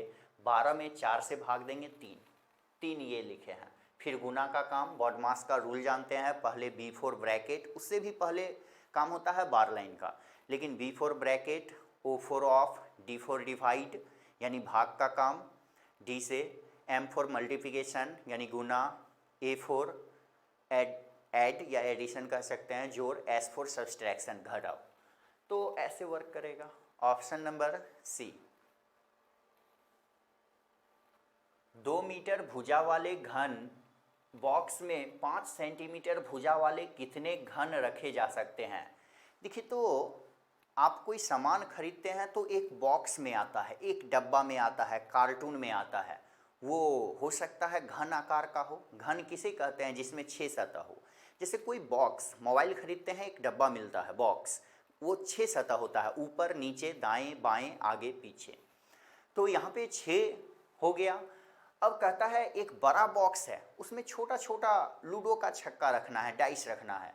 कितना डाइस इसमें आ जाएगा? बक्सा कितना बड़ा है? तो 2 मीटर भुजा है। एक बड़ा बक्सा है, 2 मीटर भुजा है, और छोटा छोटा डाइस रखना है, यानी 5, ये 5 सेंटीमीटर वाला, ढेर सारा डाइस उसमें आ जाएगा। अच्छा से रखिएगा, अरेंज करके ढेर सारा आ जाएगा। कहता है कितना रखा जा सकता है, तो देखिए जिस बक्सा में आप रखेंगे उसका आयतन ऊपर, जो बक्सा है जिसमें आप रखने जा रहे हैं उसका आयतन ऊपर, और जो सामान है यानी एक छक्का है जो रख रहे हैं उसका आयतन नीचे। भाग दे दीजिए, आंसर निकल जाएगा। कितना संख्या, तो घन, बड़ा घन है, बड़ा बॉक्स है घन आकार का, तो 2 मीटर है, 2 मीटर बराबर 200 सेंटीमीटर। और ये जो है घन का आयतन होता है ए क्यू, यानी एक भुजा का क्यू। छोटा घन है, 5 सेंटीमीटर भुजा वाले कितने घन रखे जा सकते हैं, छोटा छोटा घन है तो 5 का क्यूब, दोनों घन ही है, 5 का क्यूब। देखिए बड़ा घन जिसमें जिस बक्सा में रखना है उसका आयतन ऊपर, तो घन का आयतन ए क्यूब यानी भुजा क्यूब, तो 2 मीटर है, 2 मीटर को हम लोग 200 सेंटीमीटर लिखते हैं। 200 क्यों लिखे, ऊपर नीचे सेम यूनिट होना चाहिए, यहाँ सेंटीमीटर है यहाँ मीटर है, तो दोनों सेम यूनिट बनाएंगे। ऐसा नहीं ऊपर में मीटर है नीचे में सेंटीमीटर, गलत हो जाइएगा। ऊपर में सेंटीमीटर तो नीचे में भी सेंटीमीटर, ऊपर में मीटर तो नीचे में भी मीटर, तभी आप सही होंगे। ऊपर नीचे सेम यूनिट, मात्रक जो है सेम होना चाहिए।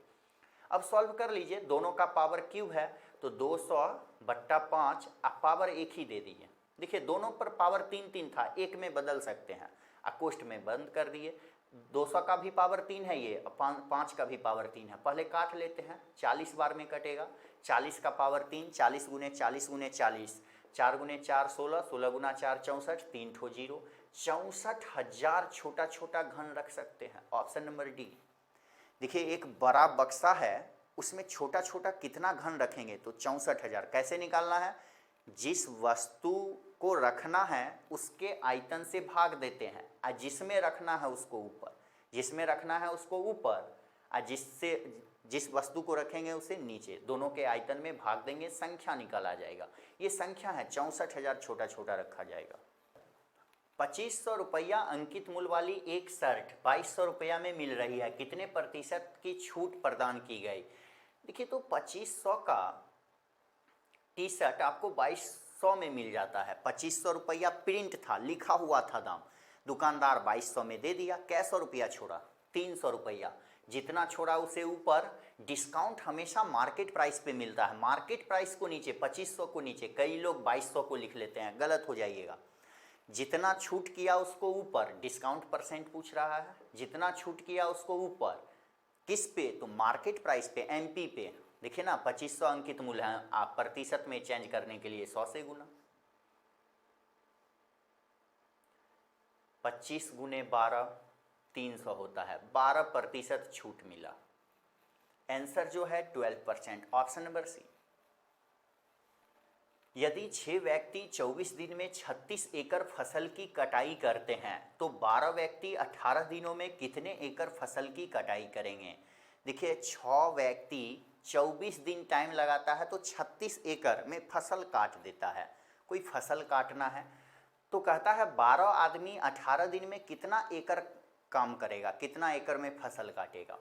देखिए एक फार्मूला होता है M1 × D1 बाई W1, यानी M4 कितना आदमी है मैन, D4 डे कितना जो है दिन लगाया, अब बट्टा में W1 कितना वर्क किया, कितना काम किया, बराबर फार्मूला होता है M2 D2 W2। देखिए M1 यानी आदमी की संख्या, पहले कितना बता रहा है इन्फॉर्मेशन में, 6 आदमी है, कै दिन लगाया तो 24 दिन, 6 गुना 24, कोई चिन्ह नहीं है तो गुना का। W1 कितना काम किया तो 36 एकड़। अब इसमें 2 देगा, 1 गायब कर देगा, 12 आदमी। अब देखिए यहाँ तक इन्फॉर्मेशन था, बताया कि ये लोग इतना दिन में इतना काम करते हैं, तो आपसे पूछ रहा है 12 व्यक्ति 18 दिन में कितना काम करेंगे, तो 12 आदमी कितना दिन, 18 दिन कितना काम करेंगे, यही तो निकालना है W2। सॉल्व कर लीजिए, आंसर आ जाएगा। देखिए 12 से 24 2 बार में कटेगा, ऊपर से ऊपर काट सकते हैं क्योंकि बीच में बराबर का चिन्ह है, इक्वेशन है। देखिए तो 6 से 36 6 बार में कटा, ऐसे तो कटता ही है। 2 से 6 3 बार में कटा, ऐसे गुना। अब W2 गुना 1, ऊपर कुछ नहीं है तो 1 W2, अब बराबर 18 गुना 3 54, 54 एकड़ जो है काटेगा। 54 एकड़ जो है फसल काटेगा ये लोग 12 आदमी 18 दिन में 54 एकड़ काम करेंगे, 54 एकड़ में फसल की कटाई करेंगे। कितने प्रतिशत प्रति वर्ष की साधारण ब्याज दर पर 1800 रुपया की राशि 10 वर्षों में 2700 हो जाएगी? देखिए, तो 1800 रुपया आप लोन लेते हैं बैंक से, मूलधन है, 10 वर्ष में, टाइम 10 वर्ष लगा, 10 ईयर, कितने वर्ष में 2700 हो जाएगा, यानी अमाउंट, ये मिश्रधन। रेट क्या है? 10 वर्ष में 2700, किस दर से 1800 रुपया 2700 बन जाएगा? टाइम लेकिन 10 साल है। अब देखिए, तो रेट क्या रखे कि 1800 2700 बन जाएगा? सबसे पहले देखिए, तो 1800 रुपया मूलधन है, 2700 रुपया अमाउंट है, कै रुपया जो है ब्याज लगा, तो 18 9 27 900। साधारण ब्याज जो है कितना है? 900 रुपया। कै साल में? 10 साल में। 10 साल में आप 900 रुपया ब्याज दे रहे हैं बैंक को, 10 साल में 900, तो एक साल में कितना? अगर हम 10 से भाग दे दे तो 90 रुपया। ये एक वर्ष का ब्याज है, एक वर्ष का ब्याज, एक वर्ष का ब्याज क्या रुपया? 90 रुपया है। रेट निकालने का डिफिनीशन होता है, रेट निकालने का तरीका होता है, एक वर्ष का ब्याज ऊपर, तो एक वर्ष का कितना? 90। अपने मूलधन का, मूलधन को नीचे लिख देना है। आप प्रतिशत में बदलने के लिए 100 से गुना क्या करना है? सिंपल है, देखिए, एक वर्ष का ब्याज ऊपर, मूलधन को नीचे, एक वर्ष का ब्याज ऊपर 90 रुपया, मूलधन को नीचे, प्रतिशत में बदलने के लिए 100 से गुना, 2 जीरो से 2 जीरो कैंसिल, 18 पंचे 90, 5% रेट है, 5% इसमें है। ऑप्शन नंबर 1, देखिए क्या किए, 1800 रुपया 2700 बन गया, 18 9 27, 900 ब्याज है, 1800 तो इसमें मूलधन ही है, 2700 में, 2700 में 1800 मूलधन तो 900 ब्याज, कै साल में? तो 10, एक साल का निकाल लिए, 10 से भाग, 900 रुपया 10 साल में देते हैं, तो एक साल में क्या रुपया? 90। रेट का डिफिनीशन होता है एक वर्ष का ब्याज अपने मूलधन का जितना प्रतिशत होता है उसी को रेट परसेंट कहते हैं। रेट जब भी निकालना हो तो एक वर्ष का ब्याज ऊपर, मूलधन को नीचे, परसेंटेज में चेंज करने के लिए 100 से गुना। अर्थमेटिक शब्द में आई अक्षर के होने का प्रतिशत क्या है? देखिए, तो अर्थमेटिक में आई क्या बार आया है? एक बार आई यहाँ, एक बार आई यहाँ, 2 बार आया है, जितना बार आया उसको ऊपर। अर्थमेटिक कै लेटर का वर्ड है? 1 2 3 4 5 6 7 8 9 10, 10, जितना बार आया है उसको ऊपर, 10 है तो 10 को नीचे, प्रतिशत में चेंज करने के लिए 100 से गुना, 20%। आई जो है 20% है, आई इसमें प्रयुक्त हुआ है 20%, आंसर 20%।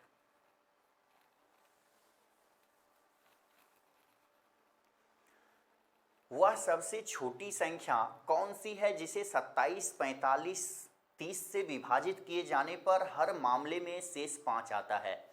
देखिए, तो सबसे पहले हम पूछते हैं दुनिया की वह सबसे छोटी संख्या जो 27, 45 और 30 से पूरा पूरा कट जाए। अधूरा क्वेश्चन कह रहे हैं, ये 5 को छोड़ दीजिए अभी। दुनिया की वह सबसे छोटी संख्या जो 27, 45 और 30 से कट जाए, कहेगा ना, तो एलसीएम निकालना होता है। छोटी से छोटी संख्या बोलेगा, इसका मतलब एलसीएम। दुनिया की वह छोटी से छोटी संख्या जो दिए गए संख्याओं से कट जाए, डेट इज एलसीएम निकालना होता है। तो एलसीएम निकाल लेते हैं, 3 से भाग देंगे, 9 बार में, 15 बार में, 10 बार में। अब जो है 5 से लगेगा, 3 से फिर लग सकता है, 3 से, 3 तिया 9, 3 पचे 15 और 10 नहीं कटेगा। अब जो है 5 से, ये तो नहीं कटेगा, ये एक बार में, ये 2 बार में। देखिए, तो एलसीएम कितना हुआ? 5 गुना 2 10, 3 गुने 3 9, 9 तिया 27, 27 गुने 10 270। एलसीएम जो है 270 हो गया। 270 दुनिया की सबसे छोटी संख्या है जो 27 से भी कट जाएगा। 27 दाही 270 कट गया ना, 27 से भाग दीजिएगा। 45 से भी कट जाएगा, 30 से भी, तीनों से कट जाएगा। इससे छोटा संख्या दुनिया में कोई नहीं है जो इन तीनों से कट जाए, 27 से भी, 45 से भी और 30 से भी, इससे छोटा नहीं मिलेगा। कहता है कटना नहीं चाहिए, हर बार 5 शेष बचना चाहिए। 27 से भाग दीजिएगा ना तो ये पूरा पूरा नहीं कटना चाहिए, 5 शेष, 5 जोड़ दीजिए ना, 275 आंसर। 27 से इसमें भाग दीजिए, 5 शेष बचेगा। 45 से भी भाग दीजिए, इसमें 5 शेष बचेगा। 30 से भाग दीजिए 5, तीनों से 275 में भाग अलग अलग बारी बारी से दीजिए, 5 शेष बचेगा, आंसर 275। क्या किए, 27, 45, 30 का एलसीएम लिए, 270 गुना कर लिए सबको ऐसे ऐसे, 5 दूनी 10, 3 गुने 3 9, 9 तिया 27, 27 दाएँ 270, आपको जैसे गुना करना हो वैसे कर सकते हैं। कहा हर बार 5 शेष बचना चाहिए तो 5 जोड़ देना है, 6 कहेगा तो 6 जोड़ देंगे, 10 कहेगा तो 10 जोड़ देंगे, जितना कहेगा शेष बचना चाहिए उतना ज़्यादा कर दीजिए, जोड़ दीजिए, हर बार शेष बचेगा उतना। रहीम और हरीश क्रमशः 15 दिनों और 10 दिनों में एक काम पूरा कर सकते हैं। यदि वे एक साथ काम करते हैं तो कितने दिनों में वही काम पूरा हो जाएगा। देखिए, रहीम काम करेगा अकेला कोई काम, जैसे मान लीजिए आपके घर को पेंट करना है, रहीम को बुलाए, वो बोला हमको 15 दिन लगेगा, हरीश को बुलाए, वो बोलता है हमको 10 दिन लगेगा, आप बोले दोनों रह जाइए तो कम में दिन में काम समाप्त हो जाएगा, ज़्यादा लेबर लगाइएगा तो कम दिन में। रहीम 15 दिन में काम करता है, हरीश 10 दिन में, दोनों मिल जाएगा, रहीम प्लस हरीश, तो दोनों मिलके गुना वट्टा जोड़ दिन, सिंपल एक फार्मूला है, गुना वट्टा जोड़ 15 10 25, 25 से भाग दीजिए। देखिए ए इतना दिन में, बी उतना दिन में, तो दोनों मिलके कितना दिन में, तो गुना वट्टा जोड़ दिन में, सिंपल है। देखिए 5 दूनी 10, 25 25, 5 तिया 15, 3 दूनी 6, 6 दिन में दोनों मिलके कर देगा। अब दो लेबर रख रहे हैं तो कम दिन टाइम लगेगा, 6 दिन में करेगा। अगर कोई आपसे पूछे ए इतना दिन में काम करेगा, बी इतना दिन में अकेला अकेला, तो दोनों को मिला देंगे तो कितना दिन, तो गुना बट्टा जोड़ दी। तालिका का उचित रूप से अध्ययन करें और आंकड़े की व्याख्या करके उत्तर दे। तालिका एक परीक्षा में 4 अलग अलग विषयों में 5 छात्रों द्वारा प्राप्त अंकों का प्रतिशत दर्शाती है। देखिए तो 5 छात्र एग्जाम दिए हैं, उनका प्रतिशत दर्शा रहा है। छात्र का नाम ये सब है। गणित 150 नंबर का एग्जाम था जिसमें हरीश को 90 नंबर मिला। रसायन विज्ञान 130 नंबर का था, हरीश को 50 नंबर, रमन को 30, राजेश को 60। इधर से नाम देखना है, ऊपर से सब्जेक्ट देखना है। क्वेश्चन क्या पूछता है, सभी विषयों में 50% और उससे अधिक अंक प्राप्त करने वाले छात्रों की संख्या क्या है। सब विषय में मिलाकर के 50% से ज़्यादा अंक किस किस छात्र को आया है। जैसे आप स्कूल में थे या कॉलेज में तो आपको आता था टोटल सब्जेक्ट में मिला के 60% अंक, 80% अंक, 90% अंक या 40% अंक, जो भी आता था। कैसे निकालते थे, सबको जोड़ते थे। कहा है कम से कम 50% अंक वाले, 50% और उससे अधिक वाले स्टूडेंट को बताइए कितना है, कितना स्टूडेंट को 50% या उससे अधिक अंक आया है। पहले तो हम देखेंगे कितना नंबर का एग्जाम हुआ है, तभी बता सकते हैं। तो गणित 150 नंबर का एग्जाम था, यानी फुल मार्क्स 150 का था, 150 नंबर का पेपर था। 150, 130, 120, 100 जोड़ लेते हैं। मान लीजिए ये 100, एक 200, 300, 400, 400, ये 30, 20, 50, 450, 50, 500, यानी टोटल मार्क्स जो है 500 का है। टोटल 500 नंबर का एग्जाम हुआ है। अब इसमें कहता है 50% आने वाले स्टूडेंट का बताना है संख्या। 500 का 50%, 250। जिसको 250 नंबर आया होगा या उससे अधिक आया होगा उसी का गिनती करेंगे। 250 या उससे अधिक आने वाले छात्र का गिनती करेंगे, क्योंकि 500 का 50%, 50% का मतलब आधा।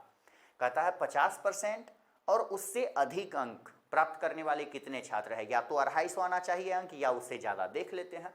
हरीश को मैथ में आया 90, रसायन शास्त्र में 50, इसी तरह इधर 90, 50, 140, 60, 200, 270, 250 से तो ज़्यादा है। इसको 50% से अधिक अंक आया, एक स्टूडेंट मिला।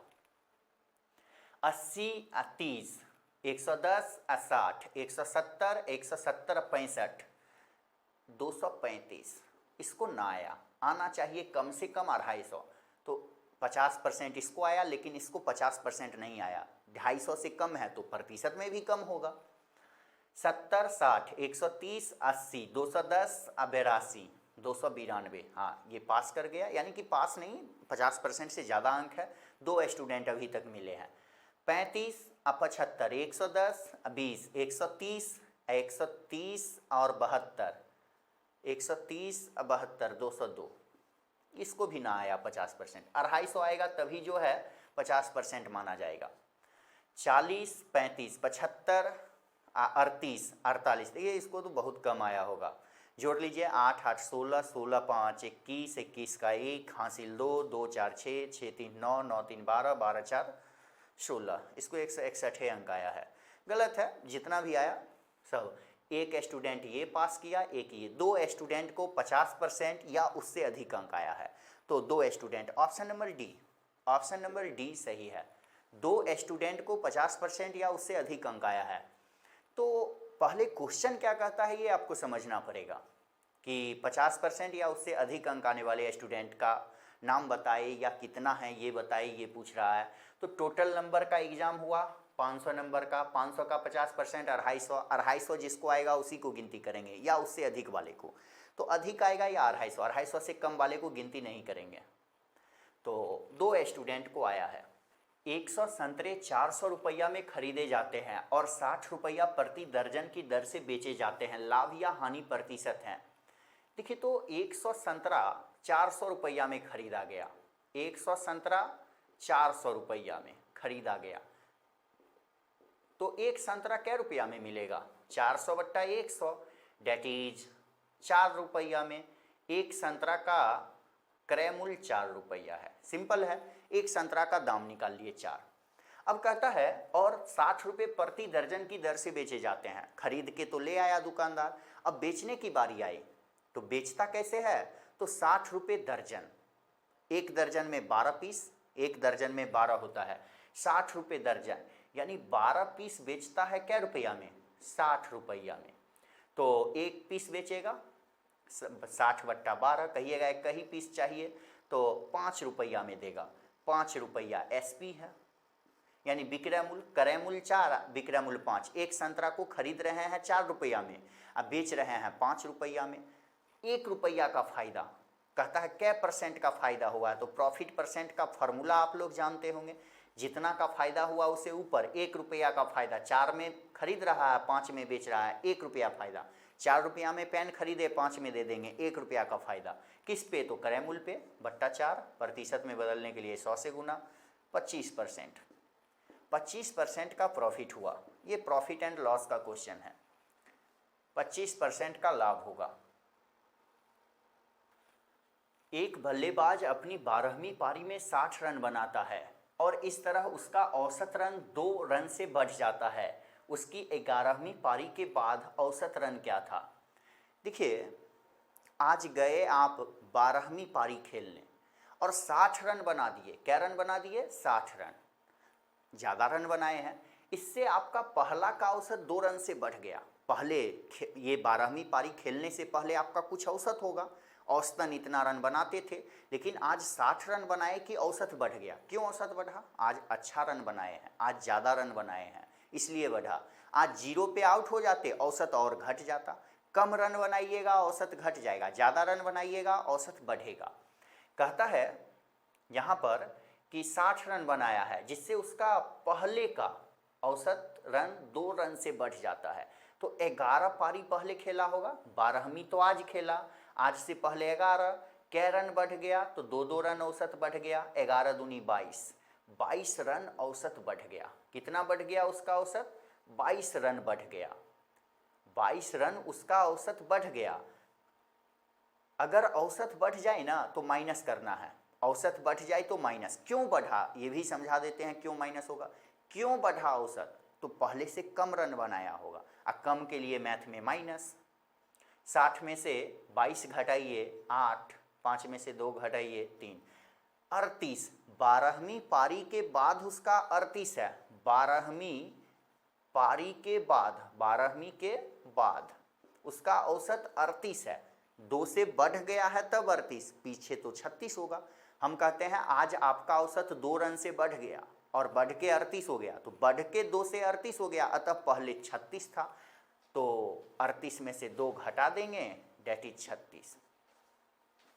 एवरेज का क्वेश्चन है और 36 रन औसत हो जाएगा। ऑप्शन नंबर सी, मान के बनाइएगा, लंबा बनेगा। माना कि 11 पारी तक उसका औसत x है, इसलिए कुल रन 11 प्लस x, इसी तरह से मानना पड़ेगा, तब जाके बनेगा, लंबा बनेगा। ऐसे एक लाइन में आज कितना रन बनाया? तो 60।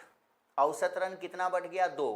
किसका औसत? तो 11 पारी का औसत बढ़ गया। 11 दूनी 22 रन, यहाँ प्लस का चिन्ह तो माइनस होता है, अगर औसत घट जाता तो यहाँ जोड़ देते।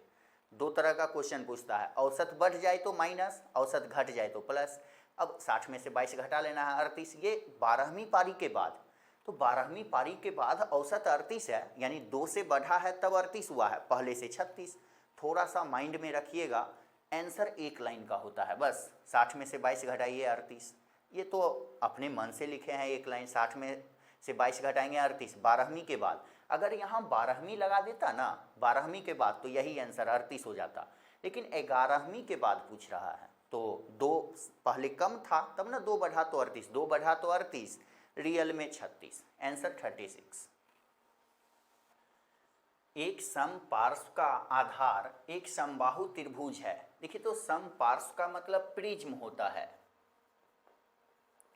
प्रिज्म का आधार एक समबाहु त्रिभुज है जिसकी भुजा 5 मीटर है और ऊंचाई 20 मीटर है। समपार्श्व का आयतन कितना है, यानी प्रिज्म का आयतन, वॉल्यूम ऑफ प्रिज्म पूछ रहा है। देखिए, प्रिज्म कैसा होता है हम बताते हैं।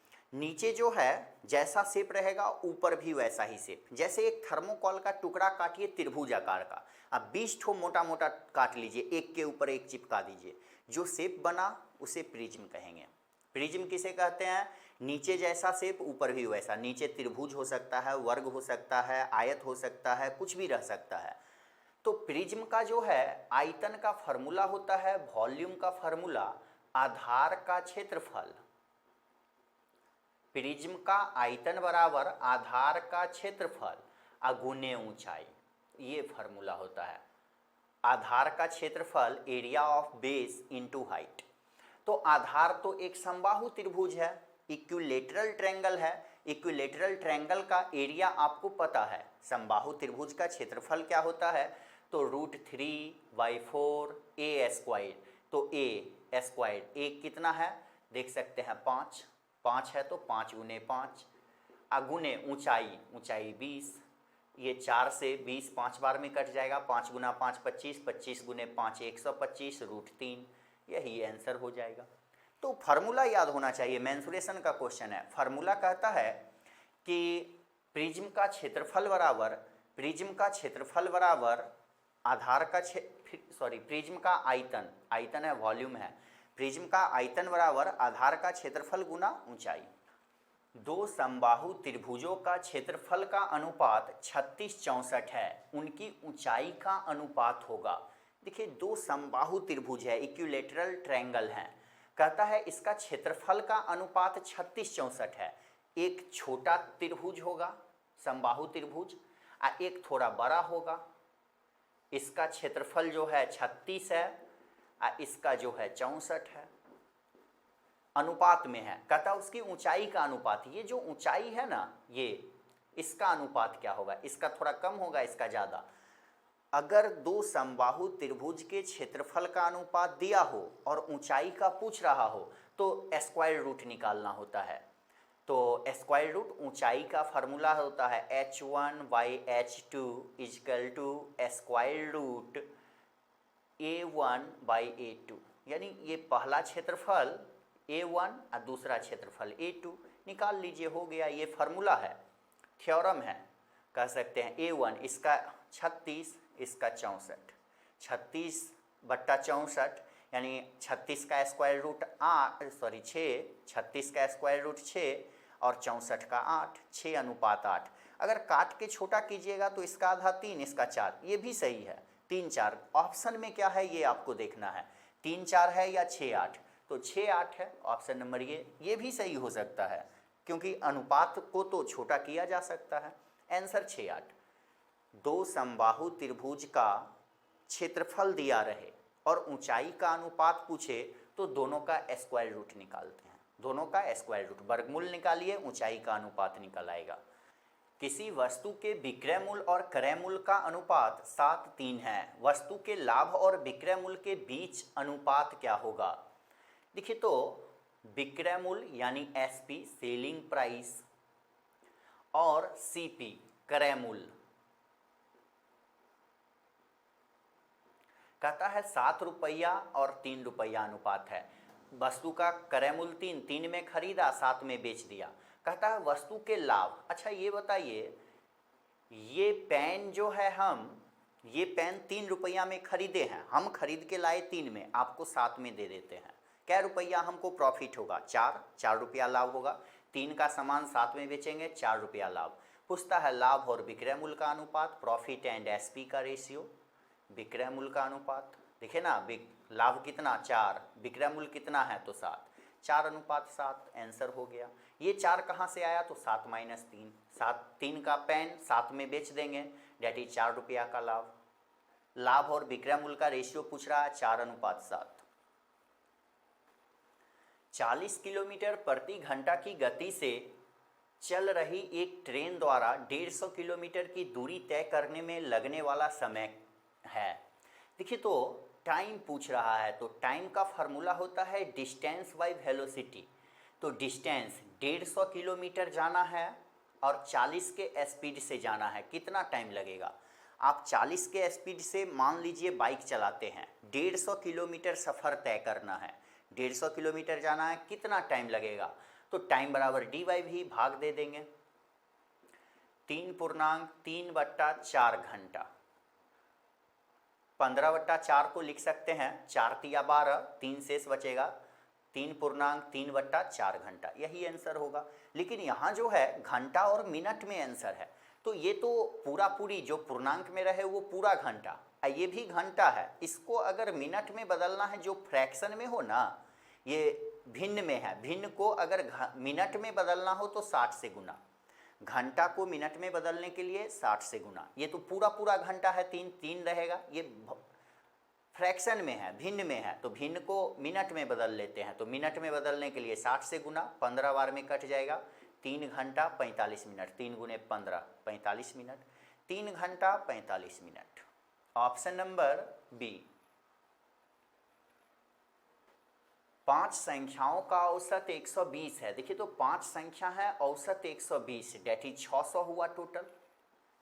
औसत गुना नंबर बराबर टोटल होता है। 5 संख्या है, औसत 120, तो टोटल 600। कहता है यदि एक संख्या को अलग कर दिया जाए, एक संख्या को बाहर निकाल दीजिए, तो बचेगा संख्या कितना? 4। 5 गो संख्या था, एक संख्या बाहर, तो 4 गो बचा। कहता है अब औसत 130 हो जाता है, अब औसत 130 है, टोटल कितना होगा? 13 गुने 4 52 10। देखिए 5 संख्या का टोटल 600 और 4 संख्या का टोटल 520, तो 5 संख्या में से 4 संख्या भगा दीजिए, एक संख्या बच जाएगा। टोटल पहले 5 था, अब बचा 4, 5 में से 4 घटा दीजिए, एक संख्या बचेगा, वह संख्या 80 है। अलग की गई संख्या है 80, एक संख्या जो अलग किए थे ना वो 80 था, आंसर 80। एक व्यक्ति 60 किलोमीटर प्रति घंटा की गति से स्थान P से दूसरे स्थान Q पर जाता है। देखिए तो एक व्यक्ति P स्थान से Q स्थान तक जाता है, P स्थान से Q स्थान तक जा रहा है, कितना के स्पीड से?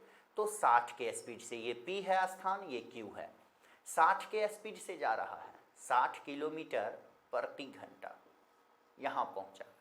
कहता है और अपनी गति को 50% बढ़ाकर Q से वापस आता है। अब यहाँ से यहाँ गया है तो वापस भी आना है, लेकिन स्पीड 50% इंक्रीज कर लिया, 50% स्पीड को बढ़ा लिया। 60 का 50% डेट इज 30 बढ़ा लेगा तो 60 पहले से चलता था और 30 बढ़ा लेगा 90 के स्पीड से आएगा। देखिए इधर से 60 के स्पीड से जा रहे हैं, उधर से 50% स्पीड ज़्यादा कर लेना है, तो 50% का मतलब आधा, 60 का आधा 30, और 30 किलोमीटर पर आवर स्पीड बढ़ा देंगे तो 90 हो जाएगा, 60 पहले और 30 ज़्यादा 90, इस स्पीड से वापस आए। पूछता है एवरेज वेलोसिटी बताए, औसत चाल। औसत चाल क्या होगा? कई लोग क्या करते हैं 60 और 90 जोड़ देते हैं, 60 90 कितना हुआ? 150, 150 का आधा 75, सबसे पहले ऑप्शन है, लेकिन ये गलत है, ऐसा नहीं होगा। एवरेज वेलोसिटी का फार्मूला होता है 2xy upon x plus Y, यानी ये x को रिप्रेजेंट करता है और ये y को रिप्रेजेंट करता है। 2 गुने 60 गुने 90 अब बट्टा 90 जोड़ 60 150, ये आंसर होगा। काट के छोटा करते हैं, 10 से 10, 3 तिया 9, 3 पचे 15, 5 से ये 60 12 बार में कटेगा, 2 गुने 12 24, 24 गुना 3 72, 72 किलोमीटर प्रति घंटा के स्पीड है औसत चाल। आंसर 72 होगा, ऑप्शन नंबर डी। मैक्सिमम लोग 75 कहते हैं, जो कि गलत है। देखिए 60 के स्पीड से गया, 50% औसत बढ़ाया, 50% स्पीड बढ़ाया, तो 50% बढ़ाएगा तो 60 का 50% 30 होता है, और 30 बढ़ा लेगा तो 90 हो जाएगा। 90 से वापस आया, पूछता है औसत चाल क्या है। औसत चाल का फॉर्मूला 2xy बटा x plus Y, option number D हो जाएगा। यदि किसी निश्चित संख्या का 20%, कोई संख्या मान लीजिए ना x है, इसका 20% डेट इज 1/5, ये वैल्यू याद रखिएगा, 20% का मतलब 1/5। किसी अन्य संख्या के 3/4 के बराबर है, कोई अन्य संख्या है y, इसके 3/4 के बराबर है, बराबर कहा तो बराबर का चिन्ह बराबर है। कहता है तो संख्याओं के बीच अनुपात क्या है, दोनों संख्या का अनुपात क्या है, रेशियो क्या है। देखिए तो ये x, ये गुना में y है, बराबर के इस पार लाते हैं भाग में, गुना में y है, बराबर के इस पार लाएंगे भाग में। ये भाग में 5 है, गुना के इधर बराबर के इस साइड जाएगा गुना में, बट्टा में 5 है, इधर जाएगा तो गुना में, 5 गुना 3 15, ये एक इधर गुना में है, इधर आएगा भाग में, 4 गुना 1 4 हो गया, 15:4। बट्टा को ही रेशियो कहते हैं, बट्टा में कुछ दिखे ना उसी को अनुपात कहते हैं, 15:4। एक संख्या का 20%, 20% का वैल्यू 1/5, ऐसे आप लिखते 20/100, 20% का मतलब 20 पंचे 100, वही ना हुआ 1/5, ये रेडीमेड वैल्यू है। तालिका का उचित रूप से अध्ययन करें और आंकड़े की व्याख्या करके उत्तर दें। तालिका एक परीक्षा में 4 अलग अलग विषयों में 5 छात्रों द्वारा प्राप्त अंकों का प्रतिशत दर्शाती है। देखिए तो 5 छात्र का प्रतिशत दर्शाता है, हम लोग से क्या पूछेगा सो देखते हैं। कहता है वही 5 छात्र है, इससे पहले भी ये क्वेश्चन आया था। गणित 150 नंबर का है, रसायन विज्ञान 130 का। पूछता क्या है देखते हैं, प्रत्येक विषय में 50% से कम अंक प्राप्त करने वाले कितने छात्र हैं। यानी ऐसा बकलोल छात्र बताइए जो 50% से कम हर एक सब्जेक्ट में लाया है। 50% का मतलब आधा, 50% अगर 100 नंबर का एग्जाम है तो 75 आएगा, सॉरी 100 नंबर का एग्जाम है 50 आएगा तो 50%, 150 नंबर का एग्जाम है 75 आएगा तो 50%, यानी आधा। कौन ऐसा स्टूडेंट है जिसको 50% से कम हर एक सब्जेक्ट में आया है, प्रत्येक में। देखिए ना, देखते हैं, ये 150 है, 150 का आधा 75, ये तो 90 लाया है, ये तो ज़्यादा है, तो एक विषय में ज़्यादा गिनती नहीं होगा। कहा प्रत्येक विषय में, ऑल सब्जेक्ट में 50% से कम है, इसका गिनती नहीं होगा। 150 है, 80 लाया, 75 लाता 50% हो जाता है, ये तो 50% से ज़्यादा है। 150 है, 70 लाया, हाँ ये 50% से कम। गणित में इसको, राजेश को 50% से कम आया, 75 आता तब 50%। दूसरा सब्जेक्ट देखते हैं, राजेश को ही 130 नंबर का है, 65 लाता तब जो है 50% होता। 65 का 130 का 50%, 65 यानी आधा। 120 है, 80 ले आया भौतिक विज्ञान में यानी फिजिक्स में, 120 का आधा, 120 का एग्जाम हुआ है, टोटल मार्क्स 120 नंबर का है, इसका आधा 60, ये तो 80 लाया, इसका भी गिनती नहीं होगा। इस दो में तो 50% से कम आया, लेकिन इसमें ज़्यादा ले आया, गिनती नहीं करेंगे। प्रत्येक विषय में कह रहा है। मनोज देखिए, इसमें इसको 50% से कम आया, 150 का आधा 75 नहीं आया, 130 का आधा 65, देखिए इसको ज़्यादा आ गया। 65 ही आता तब 50% होता, 65 से ज़्यादा है यानी 50% से कम नहीं है, ज़्यादा है, गिनती नहीं करेंगे। देखिए 150 का आधा 75 चलेगा, 130 का आधा 65 कम है, 120 का आधा 60 इसमें भी कम है, 100 का आधा 48, 100 का आधा 50 होता है, आया है 48। इस अजमत को सारे सब्जेक्ट में 50% से कम है। कितने छात्र हैं, तो एक छात्र हैं। 50% से कम अंक पाने वाले प्रत्येक विषय में एक छात्र हैं। Option number 2। 15 वस्तुओं का क्रय मूल्य 12 वस्तुओं के विक्रय मूल्य के बराबर है, लाभ या हानि प्रतिशत है। देखिए तो 1 रुपया में 15 वस्तु आप खरीद के लाए, होलसेल से 1 रुपया में 15 गो वस्तु मिला। अब खरीद के लाए हैं, अब बेच रहे हैं। अब बेच रहे हैं 1 रुपया में 12 ठो वस्तु। 1 रुपया में कितना बेच रहे हैं, 12 वस्तु बेच रहे हैं। आप लाए हैं खरीद के 1 रुपया में 15 ठो वस्तु, लेकिन बेच रहे हैं 1 रुपया में 12 गो, 3 वस्तु आपको बच जाता है, यानी फायदा है आपका। 1 रुपया में 15 वस्तु खरीद के लाए, आप 12 गो वस्तु दे रहे हैं किसी को, तो 3 वस्तु का प्रॉफिट हुआ, 3 का प्रॉफिट हुआ। क्यों प्रॉफिट हुआ? बेचने की वजह से 12 पर। ये भाव का केस है। कई लोग सीपी को नीचे लिखते हैं। देखिए, प्रॉफिट परसेंट का फार्मूला आज तक आप लोग याद किए हैं कि जितना लाभ हो उसे ऊपर, क्रय मूल्य को नीचे, लेकिन हमेशा नहीं। भाव के केस में एसपी को नीचे लिखते हैं। जितना प्रॉफिट हुआ उसे ऊपर, एसपी को नीचे, प्रतिशत में बदलने के लिए 100 से गुना। यहाँ एक चीज़ और समझते हैं, भाव का केस क्या है। कहीं से भी क्रय मूल्य का पता ना चले उसे भाव का केस कहते हैं। आप मंडी गए, सपोज कीजिए कुछ खरीदने, कहा 1 रुपया में 15 गो मिलेगा, 1 बोरा ले आए। कै रुपया में बोरा मिला हमें नहीं पता है, 1 बोरा आप लाए हैं। हम आपसे पूछे कितना में खरीदे, आप बोले 1 रुपया का 15 पीस, लेकिन बोरा कितना का है ये तो आप बताए नहीं, तो क्रय मूल्य का तो पता नहीं चला, तो इसे भाव का केस कहते हैं। कहीं से भी क्रय मूल्य का पता ना चले इसे भाव का केस कहते हैं। सीपी का पता नहीं चले उसे भाव का केस कहते हैं। 15 वस्तु का क्रय मूल्य 1 रुपया मान लेते हैं, यहाँ 1 कहा नहीं, आप 100 मानना है मान लीजिए, हमें उससे फर्क नहीं पड़ेगा। हम माने 15 वस्तु का क्रय मूल्य 1 रुपया, 1 रुपया में 15 को खरीदते हैं, बेचने की बारी आई तो 12 को बेचते हैं। हाँ, तो 3 वस्तु का फायदा हुआ। किस पर? तो बेचने की वजह से एसपी पर। आप 12 बेचे इसलिए फायदा, 1 रुपया में 15 को लाए, अब 20 को बेच देते, लॉस हो जाता। 15 को खरीद के 1 रुपया में लाए, कौन कहेगा 20 बेचने के लिए? आप बेचिएगा तो नुकसान सहिएगा। तो हमेशा सीपी पर नहीं होता है, यहाँ एसपी पे हुआ, ये ध्यान में रखिएगा। कई लोग यहाँ सीपी लिख लेते हैं और वैसे भी आंसर का व्यवस्था रहता है। तो 3 रुपया का 3 वस्तु का फायदा हुआ, किस पर? तो एसपी पर। 12 वस्तुओं के विक्रय मूल्य के बराबर है, यानी एसपी प्रतिशत में बदलने के लिए 100 से गुना। 4 बार में कटा, 4 से ये 25 बार में, 25% का इस सौदा में प्रॉफिट हुआ, लाभ हुआ। 15 वस्तु खरीदे 1 रुपया में, आपको मिला है 15, अब बेचने की बारी आए तो बेचते हैं 12, 10 बेचिए और ज़्यादा प्रॉफिट। 1 रुपया में 5 को दीजिए और प्रॉफिट, 1 रुपया में 1 ठो दीजिए, ज़बरदस्त प्रॉफिट होगा। जितना कम बेचिएगा उतना ज़्यादा लाभ आपको होगा, यानी 25% का फायदा हुआ। तो यहाँ पर हम लोग मैथ्स और रीजनिंग का 50 क्वेश्चन सॉल्व किए। तो आप लोग यहाँ पे सीखे, हर एक चैप्टर से कुछ ना कुछ क्वेश्चन था, हर एक चैप्टर से हम लोग जो भी क्वेश्चन था उसे पढ़े। आप सबसे पहले पीडीएफ जो है डाउनलोड कीजिए और उसको बनाइए। जो ना बने फिर यहाँ आके आगे पीछे करके वीडियो देख सकते हैं, समझ सकते हैं, सीख सकते हैं।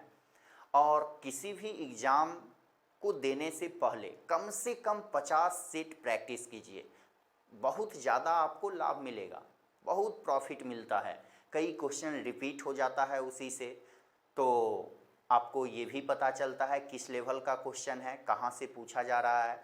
तो निश्चित रूप से बनाइए पीडीएफ। अगर आप टोटल क्वेश्चन का चाहते हैं प्रीवियस ईयर का, यानी पीछे जो भी जीडी में, एसएससी जीडी में पूछा गया है क्वेश्चन, वो आप डाउनलोड करना चाहते हैं, तो हमारे ऐप पे नीरज सर क्लासेस ये सर्च करना है आपको। ये सर्च कीजिएगा प्ले स्टोर में, प्ले स्टोर में सर्च कीजिएगा, ये ऐप मिलेगा, डाउनलोड कर लेना है और डाउनलोड करके वहाँ से पीडीएफ डाउनलोड कर लेना है। अगर आपको पता नहीं चले कि कहाँ से पीडीएफ मिलेगा, तो आप इस नंबर पे कॉल करके जानकारी हासिल कर सकते हैं। वैसे आपको मिल ही जाएगा। आपको प्रीवियस ईयर का एक कोर्स मिलेगा, प्रीवियस ईयर पिछले वर्ष पूछे गए क्वेश्चन का कोर्स मिलेगा, उसमें लेक्चर भी रहेगा और पीडीएफ भी रहेगा। वहाँ से आप पीडीएफ डाउनलोड करके पहले आप खुद से एग्ज़ाम दीजिए। जो क्वेश्चन ना बने मैथ्स रीजनिंग का, यहाँ देख सकते हैं। जीके जीएस का भी आंसर शीट का व्यवस्था है उसमें, उसी पीडीएफ में, और डिस्क्रिप्शन भी है, आप वहाँ से जो है पढ़ भी सकते हैं। और ये फ्री ऑफ कॉस्ट ऐप है, आपसे कोई चार्ज नहीं लगेगा ऐप डाउनलोड करने में। हाँ, मैथ्स और रीजनिंग का आप पढ़ाई करेंगे तो काफ़ी कम फ़ी रखा गया, मिनिमम फ़ी रखा गया। मैथ्स और रीजनिंग के लिए चार्ज है बट अभी जो है प्रेजेंट में प्रीवियस ईयर का जो आप लेक्चर देखेंगे उसका कोई चार्ज नहीं है, फ्री ऑफ कॉस्ट है। तो फ्री में आप जो है वहाँ पढ़ाई कर सकते हैं, PDF डाउनलोड करके एग्ज़ाम दे सकते हैं। फिर जो है अगले दिन हम लोग एक जो है नया प्रीवियस ईयर का सेट बनाएंगे और उसमें जो कन्फ्यूज़न होगा वो आप देख सकते हैं। तो चलिए आज यहीं तक रहने देते हैं।